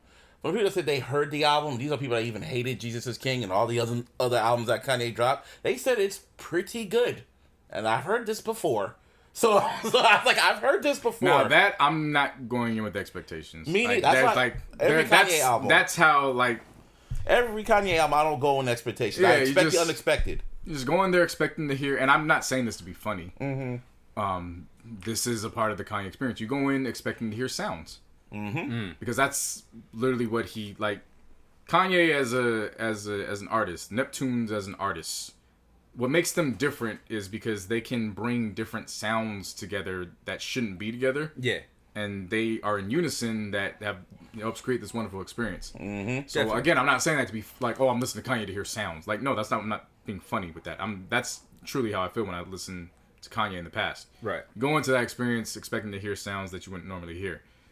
What ended up happening is, in recent memory, those sounds were matching what his fucking tweets were. Yeah. They weren't the best of experiences. Yeah. Now when you state like this one is just seeming again with Sha'Carri Richardson, it's very straight. I don't want to say straight to the point, but the focus was on her. Music was in the background, subtle, but it was there. Yeah, and it was like, wait a minute, that's okay. And then it played too little. It wasn't too little. It wasn't too much. It was just right. Yeah. And it was just like, and he's staying silent. And they're saying, like, even during the listening sessions, he didn't talk. He just played the records. And I'm like, for this era of Kanye that we're getting, I hope he does no interviews. Maybe performs, but he does no interviews. He just lets the music talk, and he shuts the fuck up. They say he's going to talk about his marriage. He's going to talk about God. He's going to talk about everything he's been feeling this past year and shit like that. Just shut up. And he's cussing a little bit on here, too. So I need that. I need that shit. The ass bitch. And I'm not saying that to be. Again, this isn't about trying to make jokes about this. I need that because he's gone through a lot. He's going through a divorce. Yeah. I need a human fucking element from him. Right. I need to feel his pain. He's going through some shit. Yeah, definitely. I don't want to feel a robot who's just smiling in front of me like Jesus is king and all. Like, tell me how you're feeling, dog, because you're not happy, and that's okay. Yeah, that's why he's wearing that like, mask. Tell me what's going on with you. He's even recording. You know what I'm saying? Like, I want to feel what's going on. So if that's going, if the human element's gonna tell me you're gonna slip up and you're gonna backslide a little bit to give me some cursing, cool. That's letting me know there's a human element to this recording session. It lets me know that there's still human in you. Yeah, like, you know what I mean? You know what I'm saying? Like that's again, it may come across as I'm being funny. Like I went back and maybe it does sound like that. That's not my intention. Like that. This how it's being presented, like Busby is saying, it's different from the past few years. Because the other last year it was chaotic. Yeah, that's for sure. Not dropping on time. The albums weren't finished. Like it was just like now the way this is going. Because they said they're gonna have a listening session on Apple Music, TV, and shit that's like the thing. These corporations are. It's not him just talking, and the corporations are like, yeah, so we're on board. So like, no, these corporations are beating him to the punch. Like, the music's dropping. We're doing this. Get ready. Yes, it's a very different role. Like very Kanye, like how it used to be. Yeah. And then they're major fucking corporations. Right. This is Apple. This is Beats ain't fucking around. Dre ain't fucking around. Yeah. Seriously, this is Def Jam with Snoop at the helm now. Exactly. This isn't. You know what I mean? It isn't what it was before. Right. At all. I wonder if Dre is gonna be on like co-production on this shit. I mean, well, they did have that one record together, so I wouldn't doubt. You know what I mean? That they have more. You know what I'm saying? Yeah. If he had at least one. You got our curiosity, Mr. West. Please shut the fuck up and let the music speak. Just because right now, J. Cole got the album of the year for now. I'm gonna keep saying that now. For now, how he said that was just hilarious. But they said Pusha's on there, hella people are on there. Mr. West, okay. Yeah, I'll listen. Cause I went back and re-listened to our Jesus is King review, and I remember how you just went completely in on that. I still like it, y'all. I'm not defending it. I like it, y'all. I'm not defending it. Y'all could just beat the shit out of it. I'm like, I can't help you, bruh. You feel me? But this, it's called Donda. It's kind of straight to the point about his mama, again. So, well, I know. Hopefully he writes the shit. You know what I mean? Yeah. I just honestly, because when I like Kanye, it's just good fucking music, and it's ironic. That's his fucking label. You know what I mean? It's just really good music. The best Kanye is honest Kanye. That's really when he's at his best. His last honest record was on St. Pablo. The song St. Pablo. That was his last really honest record. Single record, yeah. And also when it comes to production, he's producing this other group like Nav from Hip Hop and More. I forgot what the group's called. I'll say it later. I'll send it to y'all later. But Kanye is producing the entire album, and when I heard the single, it sounds like vintage soul sample Kanye. Chipmunk? Yeah. You missed it, but if they show him again, he's in the black hoodie. That's White Dante. You'll understand why it's funny when you call him that, but yeah. But Kanye West, Donda, come back next week. We'll give our review on the most consistent podcast in the Bay Area. Yeah, if it holds through and drops. I'm still. A part of me still doesn't trust it. Yeah, now same here. It's like you say we'll come back next week. I'm like, fuck if it drops. Yeah. Part of But me- see, at least with how this is being played out, if it doesn't, I'm not gonna be like, this isn't no see y'all. Well, they're playing the same games. Like, Yeah. he's not doing the wild shit to. Yeah. He's taking his meds. Yeah. He's taking. We don't know that. You know what I mean? Don't jump to conclusions on that. Yeah, part, I'm not bro. gonna say that. I'm not with that man 24/7. Last time we praised Kanye, 1 week after we praised him, that's when that interview came out. Yeah. Yeah. So I don't know what's going on with him. I'm just going to say that how they're playing this out, if it doesn't drop, there's no reason to be upset. Mm-hmm. You know what I'm saying? It's like, okay, well. Because if they put a song out, then it's like, all right, well. Yeah, Like if they put a song, yeah. called Donda out, it's like, well, they didn't lie. Right. They said Donda was dropping. Yeah. Single Donda dropped. Yeah. So okay, I got you. But I am intrigued with it. Yeah. Same. I wasn't expecting a Kanye West album in 2021, I can tell you that. But surprise, hey, a week notice too. So we gonna see. Mm-hmm. Yeah. Anything else? No? Nah, I was, my head was bumping this weekend, so It's bumping. Anyway, this is episode 238. 238. It's episode 238 of the most consistent podcast in the Bay Area, the illogical sense. You can follow me, Mr. Buzz B, for lowercase 08 on Twitter. You can follow, you hit us on Twitter. Haha. And you can also follow us on iLLogical SP on Twitter. You can also follow me at Mr. Busby and us at The Illogical Sense. And of course, you can follow us on the Facebook. Give me a hell Get vaccinated. And Or not. Not going there. Go on. And on all social media, you can hit me at JCNo. Yeah. Yeah. Personal life again. So when In My Zone drops, so I'll have a notice for that. We'll probably bring that back when football season starts. When In My Zone drops, you'll be in your zone. Yeah. So, fantasy, all till that then. shit. Yeah. Like until then. Until then, I'm not concerned with that right now. Life happens. Right. We just adjust with it. Yeah, that's just how it works.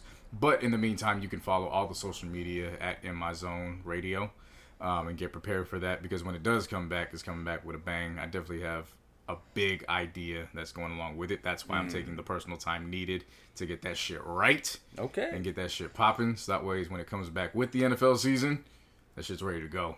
Nice. So yeah, in the meantime, just tune into XM Radio. Tune into your Apple podcasting, your Apple, the Apple shit. Apple, Beats One, if they still got Beats One. They don't that call it doing. Beats One, just Apple Radio now. Apple Radio, Yeah, whatever Spotify doing these days. Man, fuck all that shit. Tune into the Above the Clouds podcast. But yeah, just wherever you get your shit, just get ready. It'll be back when it gets back. But it's a little hiatus that we getting prepared for, and that's that. But in the meantime, you can go to Twitter. You can hit Jason Spaces. You can hit Vinay Spaces. That's where you'll catch me on.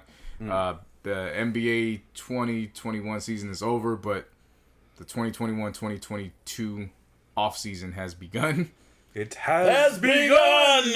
So that Spaces is going to continue because, again, I did not realize what that schedule was looking like. Yeah, the draft is next week. So there's going to be a Spaces for that. Yup. And then the motherfucking free agency is kicking off right after that. And the Olympics kicks off on Friday. Yeah, we are still going to have a lot of shit to talk about on the Twitter Spaces. So you can catch us there. Go Team USA. Yay. B Team USA. Yeah, that shit. If that makes... Man. If the Olympics can hold through... That's gonna be a fucking multiple documentaries within itself. Yep, for sure. Pray for all those athletes out there. Definitely. Drill like sleeping on wooden fucking beds so they won't fuck nobody. Not like they ain't cardboard. Fucking. I'll fuck on the floor. I was gonna say, why not? I'm gonna fuck in the wall though. She gonna get wet anyway. Shit. We're in Tokyo. And we on the Tokyo Drift. Oh shit. Anyway, Oh yeah, you can find me on all my social medias at Venomous408, spelled VNMS408. Search all your digital streaming platforms for my music under the name Venomous, spelled VNMS. And the Above the Clouds podcast is up and running again. Took me a while to find my groove, but I'm back. And of course, hit us on Twitter. Shout out to Mr. Fab. Sad to say that. Yeah, I guess that's one way you can put it. In my zone's just on summer vacation. Yeah, it's Colgate. Yeah, I'm running wild. It's whatever. It'll be back when football season kicks in. Whatever. Woo, football. Woo, man, it's gonna be a battle of the QBs. I can't wait. So exciting. Me too. I'll be there. Gangland. You went to the happiest place in the world to Gangland. Yep. Is that gonna be the first? Disneyland to Gangland. Is that gonna be like the first or second one? It's the third. That's the main one. Like, go out with a bang. Yep. The Las Vegas Third and final one. Las Vegas Raiders are going to turn to the Oakland Raiders for one night only. Oakland going to be losing a lot more shit. Everybody going to be there. I ain't going to be I might have to make a phone call to be there, to be honest. Levi's. I want to be in that stadium, though. The Raiders Stadium, whenever we go out there again. I just want to go in there and look at it because it's just, that looks all new stadiums have tours. Like, legit, you could do that if you can go out there. You know what I mean? True. Just make time for it. Because it looks beautiful. Like it was so sad when you were seeing them playing that, and I'm like, damn, there ain't nobody in that bitch. Oh well, there's gonna be a lot of people in that bitches in the next few weeks, COVID or not. Yep. Anyway, we out this bitch. Peace. Peace.